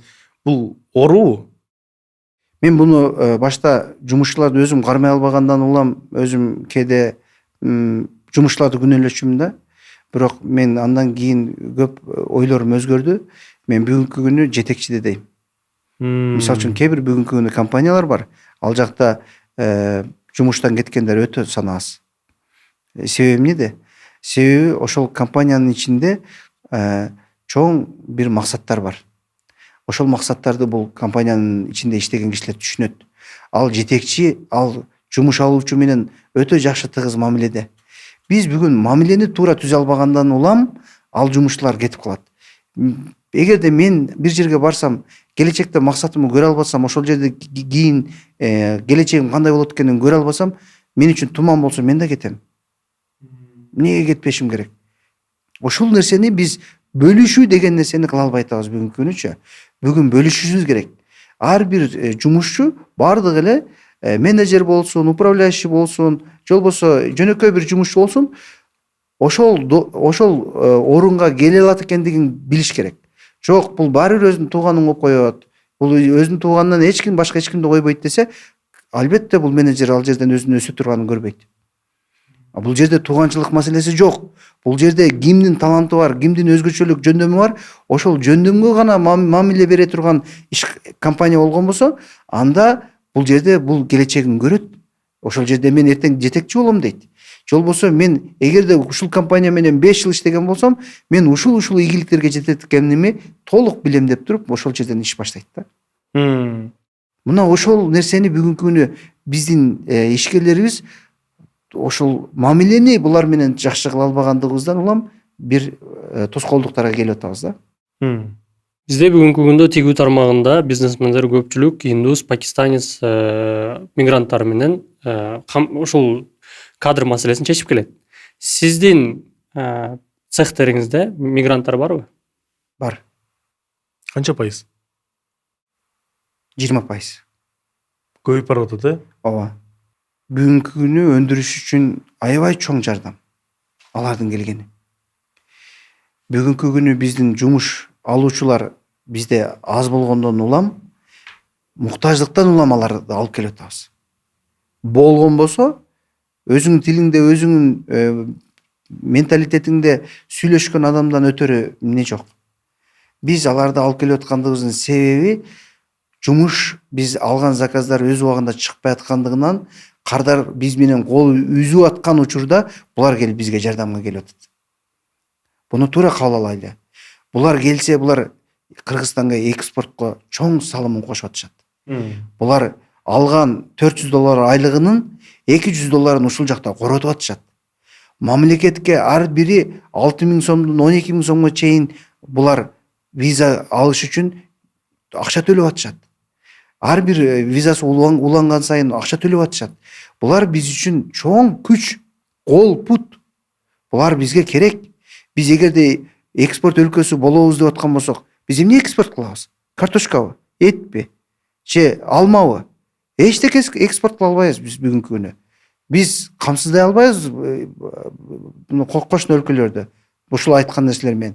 Этти сырттан алып келишибиз мүмкүн. Алманыкын, Польшаныкын алып жеп атабыз мисалы үчүн. Биз бүгүнкү күнү экспорт бирден бир экспорт бул Кыргызстандагы алтындан кийинки орунда турган бул текстиль.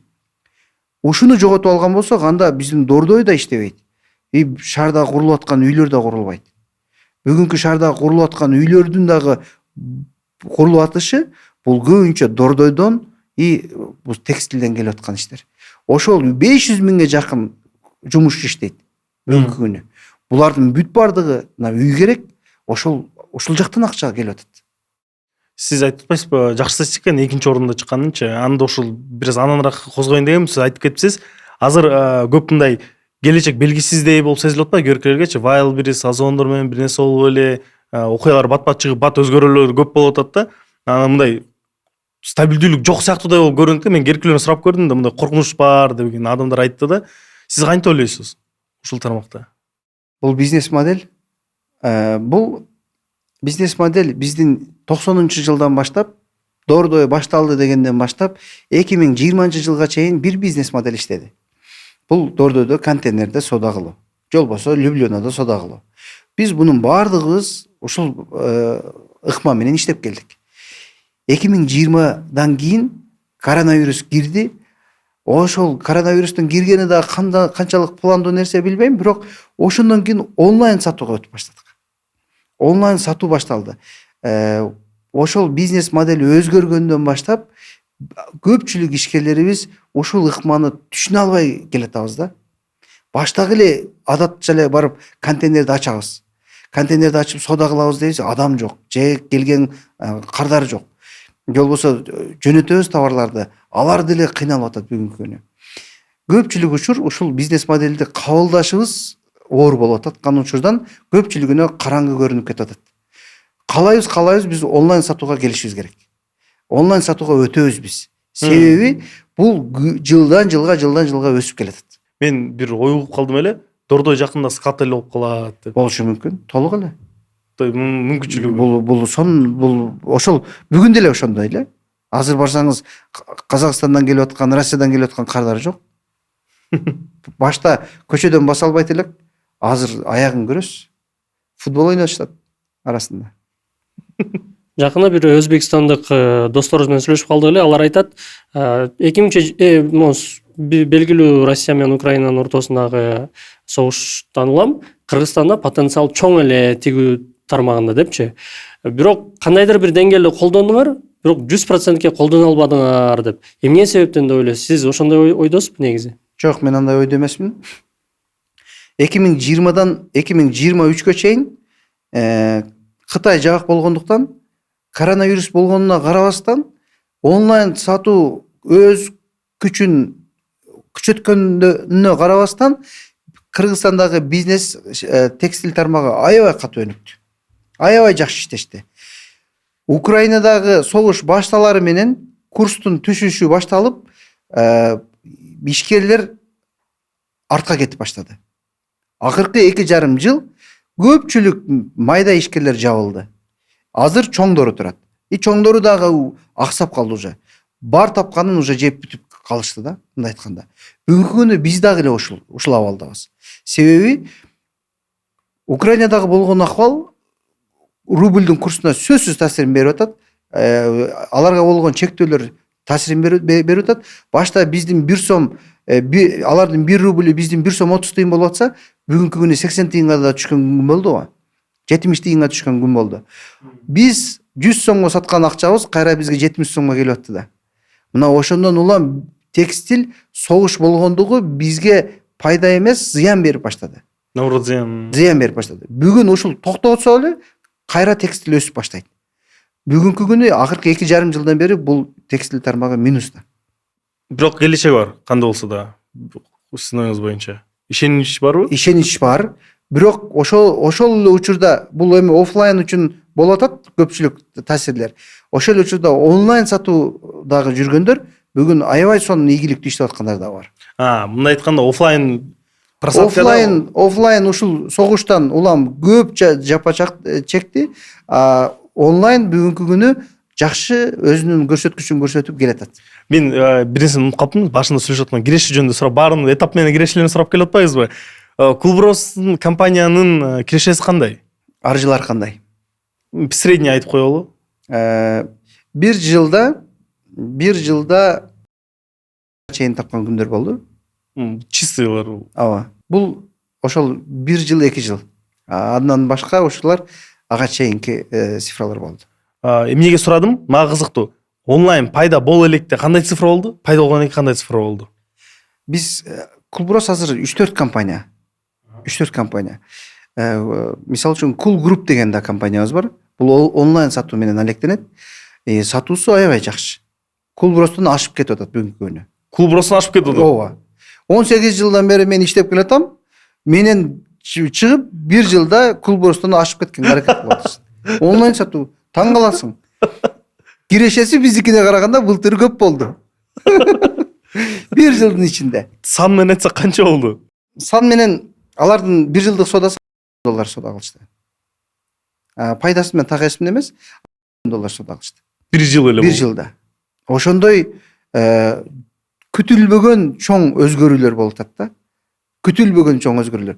Менин 18 жылдык тажрыйбам иштебейт, бияктагы онлайн сатуудагы менен ашып кетип атат. Ашып кетет бул. Ашып кетет. Мен бул компаниянын келечегин аябай чоң көрөм. Ушул эле компаниянын ичинде мисалы үчүн Толор деген дагы брендибиз бар. Ал Толор деген бренд дагы бүгүнкү күнү ошол күнгө чейин минуста келген. Акыркы 1 жыл аябай жакшы көрсөткүчтөрдү көрсөтүп башташты. Кыргызстандагы өтпөгөн товарлар ошол эле бренд менен Валберстин ичине кирсе, укмуш 2 күндө сатылып кетип аткан ушулар болот. Таң каласың. Өзгөрүү ушунчалык көп. Адам бүгүнкү күнү биздин ишкерлер дагы эски немеси менен туруп калбай, күндө өзгөрүш керек да. Бизнес модель бүгүнкү күнү өзүнүн аркасынан кубалап жеткирбей атат. Бизнес модель күндө өзгөрүп атат.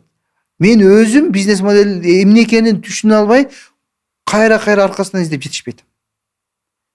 Ошон үчүн сен айткан туңгуюк көрүнө албай атат. Эмне болот, келечек кандай деген мына ушунда. Мындан биз кыстыраагы коркунуч сезимдерибизде биз бул жактан жаңы бир жолдор издешибиз керек экен да. Жаңы мүмкүнчүлүктөр. Ооба, бул жакта чоң мүмкүнчүлүк турат. Эгерде сен түшүнө алсаң, алдыны көрө алсаң. Мүмкүнчүлүк демекчи, ошол коронавирус келип, сиз жабдууларында чыгара баштадыңыздар, ошол мүмкүнчүлүктөн пайдаланып. Ошондон канча киреше кирди? Сиз деген бул Кие турган кийимдер, Средства индивидуальный. коронавирус жана кийип жүргөн кийимдер. Кие турган кийимдер. Мен аны көпчүлүк мен кайрымдуулук, мен көбүнчө маска тиктим. Биринчи учурда коронавирус тарс кирген учурда бардык жакты жапканда маска керек болду. Маска жок. Анан ошол учурда мен губернаторлор менен сүйлөшүп, акимдер менен сүйлөшүп, биз үчүн жолду ачкыла, биздин жумушчулар үчүн жолду ачкыла, биз маска тигебиз деп, биз жумушка чыктык. Экинчи, үчүнчү күнү жумушка чыктык. Жумушка чыгып, массовый түрдө маскалар тигип баштадык. Канча маска тиктиңиз ошол учурда? Биз аябай көп тиктик, мен эсимде эмес, биз көп региондордун бардыгына маска жөнөтүп аттык. Бул бар кайрымдуулук болду. Кайрымдуулук болду. Андан кийин ошол эле учурда биз андан кийин сырттан Россиядан заказ келип баштады жанагы кийимдер үчүн. Ар кандай кийимдер үчүн жанагы коронавирус учурунда келе турган. Аларда тиктик, бирок алда эле баягы өз заказын бизге келсе тигип аттык. Ушундай болот. Бирок кызыктуу факт экен, жакшы издедиңиз. Бүгүн кычыктай эле экен.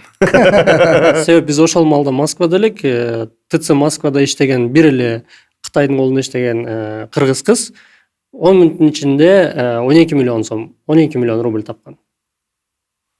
Ортосунан эле кошуп, мисалы үчүн крупный аптечный компанияга чыгып, Бул ортомчулар экен да, мындай айтканда. Жөн эле ал кытайлар менен ошол аптечный пункттардын ортосунда. Эмне болсо колдон жулуп кетет. Эмне болсо колдон жулуп кетет. Ошол учур бир аябай коркунучтуу, элдин жүзүндө паника, эл өлүп атат, ушундай учур эле го. Болгону 1 рубльдан отурган ортого. Аябай чоң мүмкүнчүлүк болду, чоң өзгөрүүлөр болду ошол учурда. Бирок бул жактан да сиз айткандай сөзүңүз жакты, туңгуюктан биз жаман жактарды, коркунуч издебей, биз жаңы мүмкүнчүлүк, жаңы жолдорду издешибиз керек экен. Онлайн пайдалуу да ошол учурда как раз.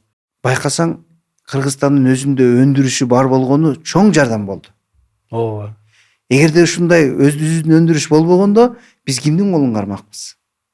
Кытай эшигин жаап койду. Башкалар эшигин жаап койду. Эч жакка бара албай калдык. Мына ошондо көрсө өзүбүздүн өндүрүштөр, өзүбүздүн кийимдер, өзүбүздүн буюмдар бизге пайда келтирип баштады. Ошон үчүн мен айткым келет көрөрмандарга дагычы, бул Кыргызстандыкы экен деп мурдуңарды тырыштырбай, бул нерсени колдоо иретинде алышыңар керек. Милдеттүү болуш керек биз үчүн бул нерсе. Бул сыймык болуш керек. Кыргызстандын желегине кандай сыймыктанабыз, бул кийимге да ушундай сыймыктанышыбыз керек. Ошон үчүн батирлерди алганда да өндүрүш биздин ата мекендик өндүрүш дейм, ата мекендик строительный курулуш компанияларын алгыла.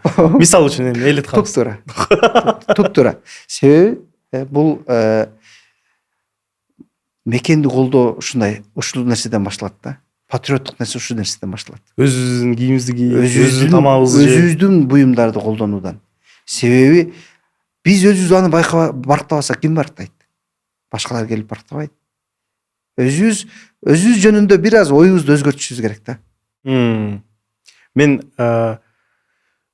ушул боюнча көп нерсе айтылып, баардык бизнес ишкерлер айтат да, бул эми көбүнчөлөр колдонуп да баштайт эми ата мекендик өндүрүш депчи. Менимче ким кандай ниети бар болсо ал өз жараткыла менен чечип алат, бирок биз эң башкысы өзүбүздүн өндүрүш менен колдонуп жүрө берсек, өзүбүзгө көбүрөөк салым кошсок, дайыма өнүгөт. Подкасттарды көрсөңүздөр да кыргызча подкасттар көргүлө. Кыргыз мамлекетинин бизде эле буюрса ошол СНГ чыгалы деген ойлор бар. СНГ чыкканда сиздер колдосоңор кимди колдойт? Мени көбүнчө просто комментарий жазып калат да. Сен СНГ барып эмне кыласың? Анан тиги бул, сен кыргызча эле тарта бер дейт.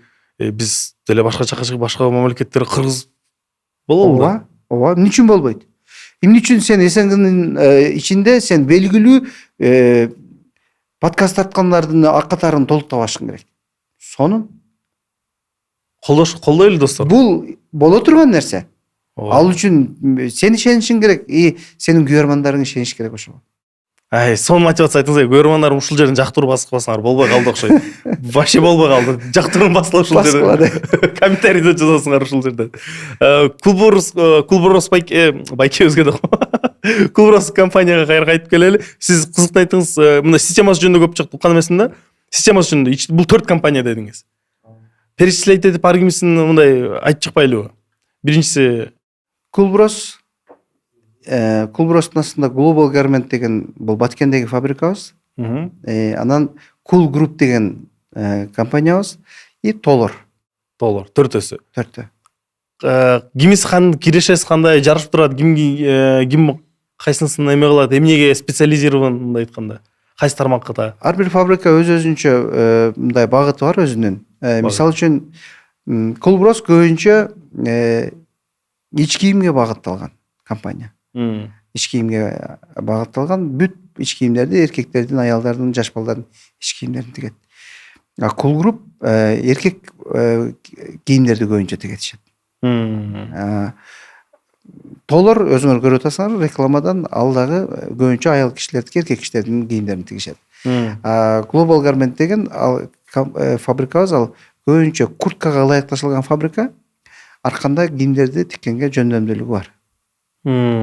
Алардын кирешелүүлүгү жагында ал бүгүнкү күнү Кулбурос негизи алдыда турса керек.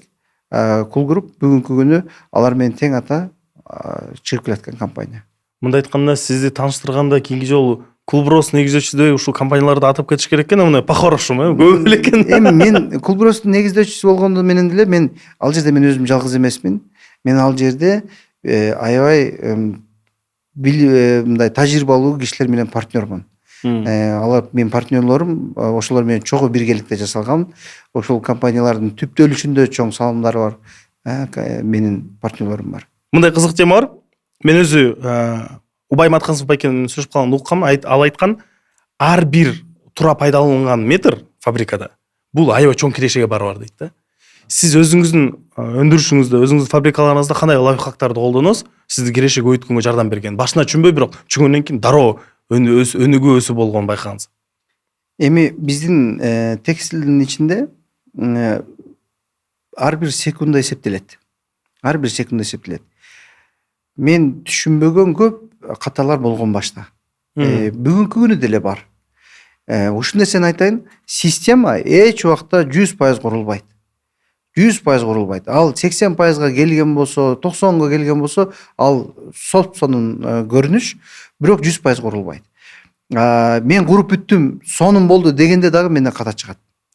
Айткым келген нерсе, бул компаниянын ичинде өзгөрүү тынбай болуп турат. Мен анын ичинде эсептегеним, секунданы, ар бир адамдын секундасына чейин эсептеп, алардын кыймылын, аракетин эсептеп, расчетун чыгарып, мен ошого жараша план түзүп, иш алып барабыз. Сиз операционкадан чыккансыз, бирок ошол учурда эсиңизде барбы? Бар. Примерно айтып берсеңиз, мындай производство жөнүндө. Канча секунд, канча эмнеге кетет? Кызыктуу. Бир адамдын 36.000 секундасы бар. Бир күндө иштей турган. Эгерде ал кишинин 36.000 секунданы 150 секундадан бүтө турган жумушка бөлө турган болсок, мисалы үчүн, бир канча эсеп чыгат. Мына ошол кишинин жасай турган иши, бир күндүк иши. Ар бир детальдарына чейин эсептеп, секундасын эсептеп туруп, бир жумушчу, бир кишиге канча жумуш аткарат экендигин белгилеп, аныктап коебуз. Аткарбаса да сразу билинип калат. Аткарбаса билинип калат. Аткарбаса колунда калып калат жумуш. Мына ошондой. Ошон үчүн бул өндүрүштө биз көрүнбөгөн, биз байкабаган уурулар бар да. Уурулар деп коем, бул убакыт уурулары. Бул убакыт, бул акча. Секундаң акча. Кыргызстанда 1 секунда 5 тыйын. 5 тыйын. 1 секунда 5 тыйын. Бүгүнкү Швеядагы 1 секунда 5 тыйын. Шаарда 7, 8, 10 тыйынга чейин чыгышы мүмкүн. Шаарда. Региондордо 5 тыйын. Сонун түшүндүрмө. Эгер шаардагы деп атпайсызбы, барды өсүүдө канчалыкка чейин өсөт ошол 1 секунддын баасы? Анализ боюнча. Эгерде эсепти билбеген киши болсо, 20 тыйынга чейин өстүрүп алып, акчасын төлөп жүргөндөр бар. Эсепти билбеген болсо. Ушул өндүрүштү биз өндүрүшчүлөр иштетпей, базарчылар иштеткендигибизден улам, бүгүнкү күнгө чейин компаниялар чоңойбой келатат да. Базарчылар иштеткендигибиз үчүн. Биз себеби бул өндүрүштү, бул хронометраж кече чыккан маселе эмес, бул илгери эле чыккан нерсе. Ошону биз туура бөлүштүрүп, производствону туура койгонду биз бүгүнкүгө чейин үйрөнө албай, жолго сала албай келатабыз. Кээ бири кызыкпайт дагы бул нерсеге, аракет да кылбайт. Ошол эле учурда бул туура үйрөнүп, туура план түзгөн киши бүгүн канча штук чыгат экендигин эртең менен билет. Бир айдын ичинде канча штук тигет экендигин алдын ала билет. И ошого жараша план түзүп, иш алып барат. Ошол өндүрүштө алар эми өздөрү айтып атпайсыз, өзү билет канча алып барат экен, канча акча табып калат, зарплата катары айтсакчы. Өндүрүштүн ээсиби? Өндүрүштүн ээси дагы, иштеген ар бир жумушчусу, ар бир ушул жумушчу алган сумма акчаны бизнестин ээси дагы табыш керек. Бир күндө бир киши 1,5 миң сом иштеген болсо, ушул кишиге колуна жумуш берип, машинкасын коюп берип, условияны түзүп берген киши ошончо сумма акча табыш керек. Аз болсо что-то уже не то. Аз болуп аткан болсо уже ойлонуш керек. Болжолдо ушундай. Дагы бир кызыктуу суроо. Сиз көбүнчө ошо өндүрүштө аял зат менен иштеп атасыз да. Көбүнчө аялдар да. Аял зат жөнүндө эмне түшүндүңүз? Кандай эмнени түшүндүңүз? Эми аял заттар менен көбүрөөк иштетип, алардын дүйнөсүндө жүрөсүздөр да, ошо текстилде, фабрикада көбүнчө иштешкенинизде ошол алар жөнүндө кандай өзгөчөлүктөрдү байкадыңыз? Башка эркектер менен салыштырмалычы? Аял кишилер булар назик да, алсыз аял кишилерге менин урмат сыйым, аларга болгон көз карашым такыр башка. Себеби алар эгерде мындай айтканда ушул жумуш болбосо, башка бир полияда же болбосо оор иштерде жүргөнгө деле дуушар болуп калышат. Бирок ошондон улам мен бул аял кишилерди мүмкүн болушунча эле алардын мындай аларга ылайык сөз, ылайык мамиле, ылайык кадамдарды таштаганга аракет кылабыз да. Себеби алардын үй бүлөсүндө, үйдө апасы, балдары бар, күйөөсү бар, же болбосо дагы бир туугандары бар, ата энеси бар, ушундай да. Алар эптеп тирилик кылып, үй бүлөсүн багайын деп, тырмыштап аракет кылып атат. Анан ошол кишиге бакырыш, ошол кишиге орой мамиле жасаш, ал кишинин кичине бир мындай муктаждыгына көңүл буруп коюш бул башында турган жетекчи үчүн маанилүү нерсе да. Бизде Билим Майнаев байке сөздөрдө айтып кеткен го. Биздин аялдар дейт, кыргыздын аялдары. Дүйнө жүзүндө мындай оор тагдырды көтөрө турган боюнча мындай жарыш болсо, биздин аялдар чемпион деп турду. Ооба. Негизи биздин аялдардай аялдар жок дүйнөдө. Сабырдуулугу жагынан, мындай бир мамиле жагынан сонун. Биз мындай эзилип отуруп да калбайт.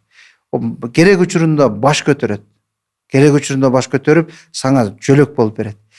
Болбосо мындай жумуш боло турган болсо, жумушту аткарып жасап берет.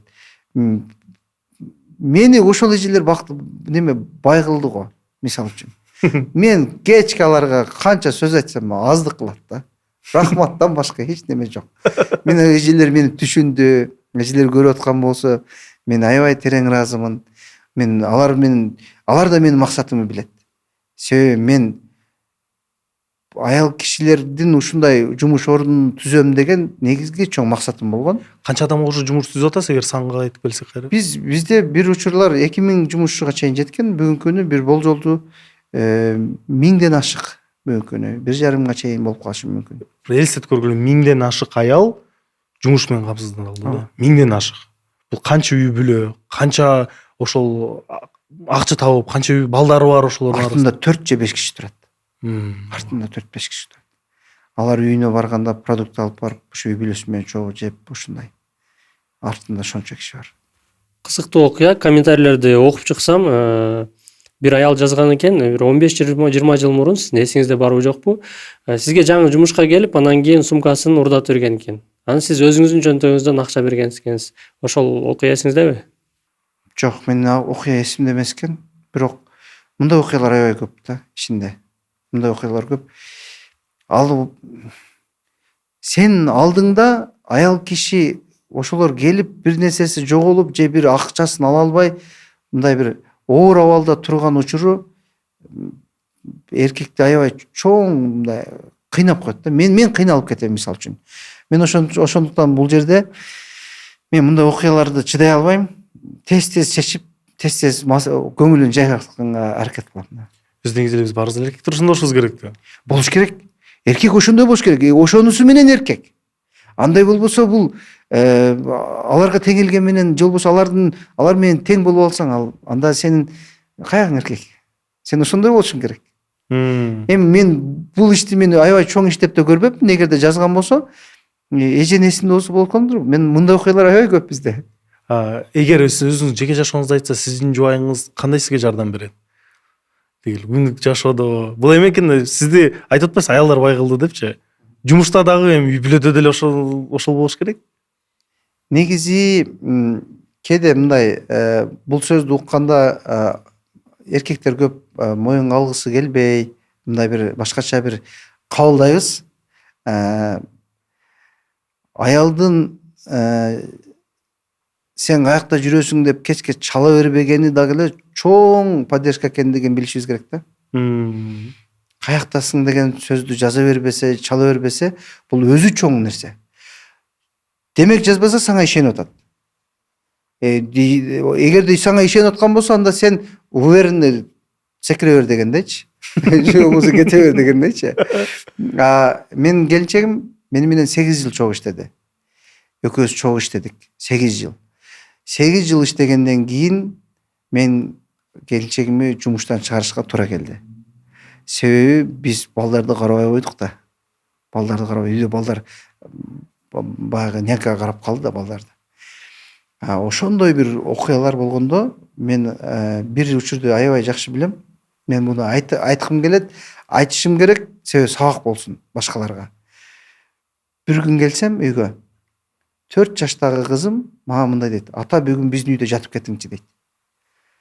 Мен үчүн аябай оор суроо болду. Катуу тийди мага. Неге десем, көрсөм мен уктап атканда кетем эрте менен. Кечинде уктап атканда келем. Мени көрбөйт экен балам. Демек мен балдарга көңүл бурбай атыпмын. көрсө булар мени көрбөй эле чоңоюп атыптыр. Мен ойлойт экен, мен бул үйдө жашабайт деп ойлойт экен. Мен уну ошондон улам айттым. Аялым үйрөттү десем, аялым экөөбүз тең чогуу жүрөбүз. Анан мен айттым да, эми мындан кийин сен жумушту токтотойлу. Сиз иш кете берет. Сен балдар менен бол деп мен ошол учурдан, ошол сөздөн улам мен бул келинчегимди жумуштан четтеткем. Сөздөрдү кылып жүрөгүңүз сыгылган экен да. Аябай сылган. Бүгүн деле балдарына көңүл бурбай жүргөн ата энелер көңүл буруш керекпиз. Себеби бул сөз мен жаш баладан чыккандан кийин мен аябай таасирлендим. Бүгүн дагы мен ошондон кийин мен балдар менен көп убакыт өткөргөнгө көп аракет кылып калдым. Ошолор менен чогуу болгонго убакыт болсо, ошолор менен чогуу болгонго эмне жетсин да. Болбосо анткени сиздин окуяңызды дагы укканбыз да. Жаш кезинизде кандай тарбия берди ата энеңиз? Эгер биз да ушинтип балдарыбызга убакыт бөлбөсөк, алар кандай тарбия алат? Алар ошол эле өзүбүз жана айтабыз го, балдарыбызды телефон тарбиялап бүттү, тиги тарбиялап бүттү деп тарбиялабасаңар тарбиялайт. Дагы бир нерсени айткым келет Нурсейит. Бул жерде бүгүнкү күндөгү ийгиликтер, бүгүнкү күндөгү мен жетишкендик бул меники эмес. Бул ата энемдин эмгеги. Менин результатым балдарыман көрүнөт. Балдарым эгер менен кыйын чыккан болсо, мен атаман өткөн уул болом. Балким. Эгерде менден кыйын чыкпаган болсо балдарым, анда мен атадан кем уул болом. Бирок атадан өткөн уул болбойт экен да. Атадан өткөн уул болбойт экен. Бул аталарга, энелерге мындай канча ыраазычылык айтпайлы, бул нерселерден биз мындай аларды ыраазы кылыш кыйын экен да. Мисалы сиз жетекчи болуп жүрөсүз да көп жылдан беричи. Анан Кыргызстанда калыптанып калган ушундай бир жетекчилердин арасында сөздөр болуп калат, сүйлөшүп калат. Кыргызстанда жумшак, мындай түшүнүктүү жетекчи болуш мүмкүн эмес, камчылап эле туруш керек деген түшүнүк бар. Сиздин көз карашыңыз? Бизге только мындай сабаган эле катуу сөз эле болгон жарашат деп мен да угуп калгам андай сөздөрдү. Мен катуу жетекчи болдум. Мен жетекчилик кылган учурда ойлорун айта алчу эмес команда. Мен ошондон кеттим компаниядан. Мен жада калса катуу кыйкырып уруш бергенге чейин ошондой бир кадамдарга барып кетчү элем. Мен ошон үчүн айткым келет, жок, бул туура эмес, катуу болгон туура эмес. Ал бардык адам жүрөгүнө кирип сүйлөшсөң, ичине кирип адамдын ким экендигин түшүнсөң, ал адам сени менен иштейт. Болгон түшүндүрүш керекпиз. Түшүнбөсө, ал кишинин токмоктосоң, ал киши оңолуп кетпейт, же болбосо өзгөрүлүп кетпейт. Катуу болсоң. Мен антип ойлобойм. Бардык адам бул азыркы Z поколение келди. Алар менен таптакыр мындай ыкмалар аларга өтпөйт. Z поколениега. Алар менен сүйлөшүү дагы башкача иретте. Алар үчүн бүгүнкү күндө биз үчүн баалуу болуп аткан, биз үчүн мындай маанилүү көрүнгөн нерселер алар үчүн баалуу эмес, маанилүү эмес. Мисалы үчүн, алар акчага деле кызыкпайт. Аларга жакшы мамиле, жакшы атмосфера, алардын ою менен эсептешип, аларды адам ордунда көрүш керекпиз. Мына ошондой. Бул ошон үчүн бүгүнкү күнү өсүп аткан компаниялардын ичинде эч кандай катуу немес башкаруу жок. Өсүп аткан компаниялар. Алар сопсонун аябай жакшы түшүнүшөт. Алар болгону негизи ар бир адам өзүндөй эле ойлош керек да. Өзү пайда табыш үчүн эмне деген кызыкчылыкка барат, ал кишинин дагы кызыкчылыгын тап, көрсөт, сүйлөш, келиш, ал киши да сендей эле киши. Болгону бөлүшкөндү билишибиз керек. Бөлүшкөндү билбей бир эле киши алып, калган кишилердин баардыгы кыйкырык менен эле, бакырык менен башкара бере турган болсок, компания өйдө өспөйт. Өзү фабрикаларда, өндүрүштө аябай шарт деген нерсе маанилүү го. Кандай шарт түзүп бересиз? Ошонун баары кызыктуу. Менин угушум боюнча сиз автобустан бери алып кетип, тамак ашына чейин кылып бергенсиз, Ооба. Менде башында өзүмдө ой болгон да, жумушчуну күнөөлөй берчүмүн да башындачы. Көрсө мен жумушчу маселе жумушчуда эмес экен. маселе менин өзүмдө экен. Мен өзүм аларга ылайыктуу шарт түзбөй туруп, мен алардан талап кылганды эле билет экем да. Алар мага иштеп бериш керек, мен алар акчасын берип атпаймынбы деген түшүнүк болчу да. Анан кийин мен сырт жактарды көрүп, айланып көргөндөн кийин түшүндүм, демек жумушчуга ылайыктуу шарт керек. Жумушчу эртең менен келгенден баштап ошол жерде кеткенге чейин ошол жердин аурасы ага ылайыктуу болуш керек экен да. Мисалы үчүн мен эртең менен үйлөрүнөн баштап жыйнап келебиз жумушчуларды. Анан эртең менен ысык тамак, сүт же чай менен курсагын тойгозуп, чай ичпей үйүнөн чыга берсе боло берет да. Келип фабрикадан жумуш неменде саат 9-да чайды ичет. Андан кийин түштө тамак жейт, ысык тамак. Күн узак болгон мезгилде полдник дагы берип койчубуз да. Ошондой кылып туруп тамактандырып, курсагын тойгозуп койот элек. Себеби эми мен ал менин аскерлерим деп коем да. Аскерлерим, эгерде менин командамдын курсагы ач болгон болсо, алар кантип согушат алар? Кантип мындай атакага бара алат? Ошон үчүн алар ар жерден курсагы чала тоюп жүргөн болгон болсо, анда алар жумушта дагы өзүн көрсөтө албайт да. Ошон үчүн жумушчу үчүн эң маанилүү нерсе бул жумуштагы шарт аябай маанилүү. Өзүбүз жеген тамакты ошолор менен чогултуруп тамактанабыз, ошо тамак жейбиз, ошентип алар менен чогуу болобуз. Мага дагы бир нерсеси кызыктуу. Сиз жакшы шарт түзүп бердиңиз. Бирок дайыма суроо бар да. Жакшы адамга шарт түзүп бересизби, жаман адамга? Адам тандоодо. Өзү өндүрүшүңүзгө, деги жумушуңузга, партнерлоруңузга, жакындар, деги баардык жашооңуздагы адамдар кантип тандайсыз? Бул эң мындай маанилүү бир суроолордун бири го жашоо боюнча. Эң биринчи баалуулукка көңүл бурам.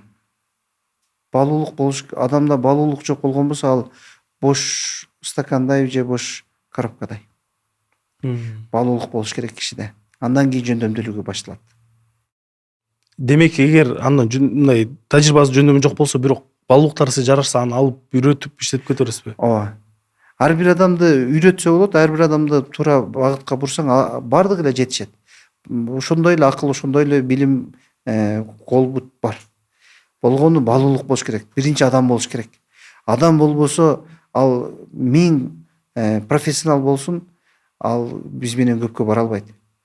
Ошон үчүн келген жумушчулар деле ошол баалуулук болгон үчүн адамдар кетпей жүрөт, көпчүлүгү. Мисалы үчүн жумуш орунда аял киши үчүн дараткан аябай маанилүү. Даратканын тазалыгы ошол жерден башталат. Компанияга баа берем деген болсоң, даратканасына кирип ошол жерден билесиң да, компаниянын кайсыл деңгээлде экенинчи. Аял киши үчүн дараткана аябай маанилүү, тамактанып отурган жери аябай маанилүү. Тамактанып, жарык, жакшы мындай бир кафеде отургандай отуруп тамактаныш керек. Көңүлдүү отуруш керек адам. Мына ошондо ал компанияга күйөт, сүйөт.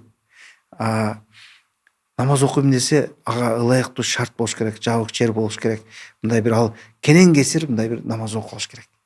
Ошондой бир шарт болсо, кээ бир кыздарды билем, биздин компанияда негизи аябай эле көп акча төлөнбөйт. Аз эле төлөнөт. Мындай аз дегенде, мисалы үчүн салыштырмалуу башка фабрикаларга салыштырмалуу бизде 20%, 30%га чейин аз болуп калышы мүмкүн. Бирок кетпейт. Эмнеге? Ал жердин жашоо шарты, ичиндеги болгон түзгөн аурасы ошол жакшы. Мамилеси, аларга болгон мындай бир кадамдар аябай. Ошону жумуш алуучу дагы байкайт. Сезет, ошону баалайт. Ошол үчүн дагы кетпей жүрөт. Ооба чыкса 20 000 сом көп алышы мүмкүн. 10 000 сом көп алышы мүмкүн. Бирок ошол берилип аткан кадамдарды баалаган адамдар көп да. Чынеги деле биз деле Кычык мырза бир жумушка киргенде биз ойлонобуз да, мындай 20 000 сом табыш мүмкүнсүң, бирок рахаттанып, бирок 40 000 сом таап анан кыйналып, не керек бар, нервин коротуп дегенде, ошондой эле ой пайда болот экен да. Негизи адамга акча жетпейт да. По-любому жетпейт, канча табсаң. По-любому жетпейт да. Бирок ойлойсуң, мага көп болсо мага жетип калат деп. Жок. Бүгүнкү күнү эч кимге акча жетпейт. Сизге акча жетеби? Жок. Акча жетпейт. Адам ушундай нерсе экен. Адам эч убакта бүгүнкү күндү элестетип да көргөн эмеспиз башта. 10 жыл башта. Элестете алган эмеспиз ушул күндө. Бирок бүгүнкү күн келгенде жетпей калды. Дагы 10 жылдан кийин дагы жетпейт. Инсанга жетпейт эч убакта. Топуракта эле тоет дейт го. Топуракта эле тоет. Бүгүнкү күндө жумушчуларыңызга курган бала бакчалар канча иштеп атат? Биз бир бала бакча ачтык, экинчисин ачканга кудуретибиз жетпей калды деп айтсак да болот. Жерин дайындап, местасын даярдап неметип, аны ача алган жокпуз. Бир балакчабыз бүгүнкү күнү 50 орунду аябай жакшы иштеп атат.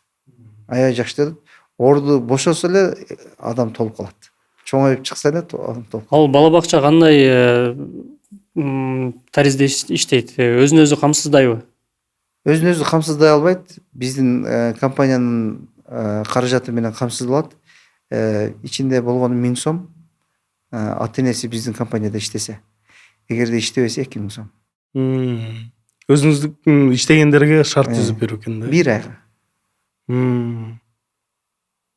Кызыктуу. Баласы болсо келдиң, 1000 сомго берип койдуң. Ооба. Себеби адамдын үйүндөгү көйгөйүн чечпесең, ал жумушта ээн эркин сенин жумушуңду сапаттуу кылып отура албайт. Айта эле үйү суук болсун. Балдары суукта калды. Бул адам ою каякта? Үйүндө болот. Ошон үчүн маселенин адамдын өзүнүн проблемасын чечиш керек.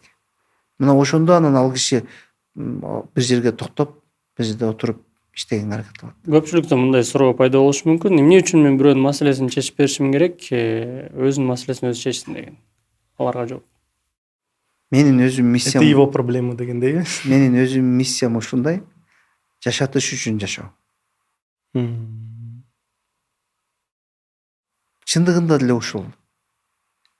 Бул эгерде биз ал кишилерге жардам берип, анан ошонун артында биз да жашасак, анда негизги максатка жетебиз да. Өзү максаттар ушу экиле түрдүү болот да.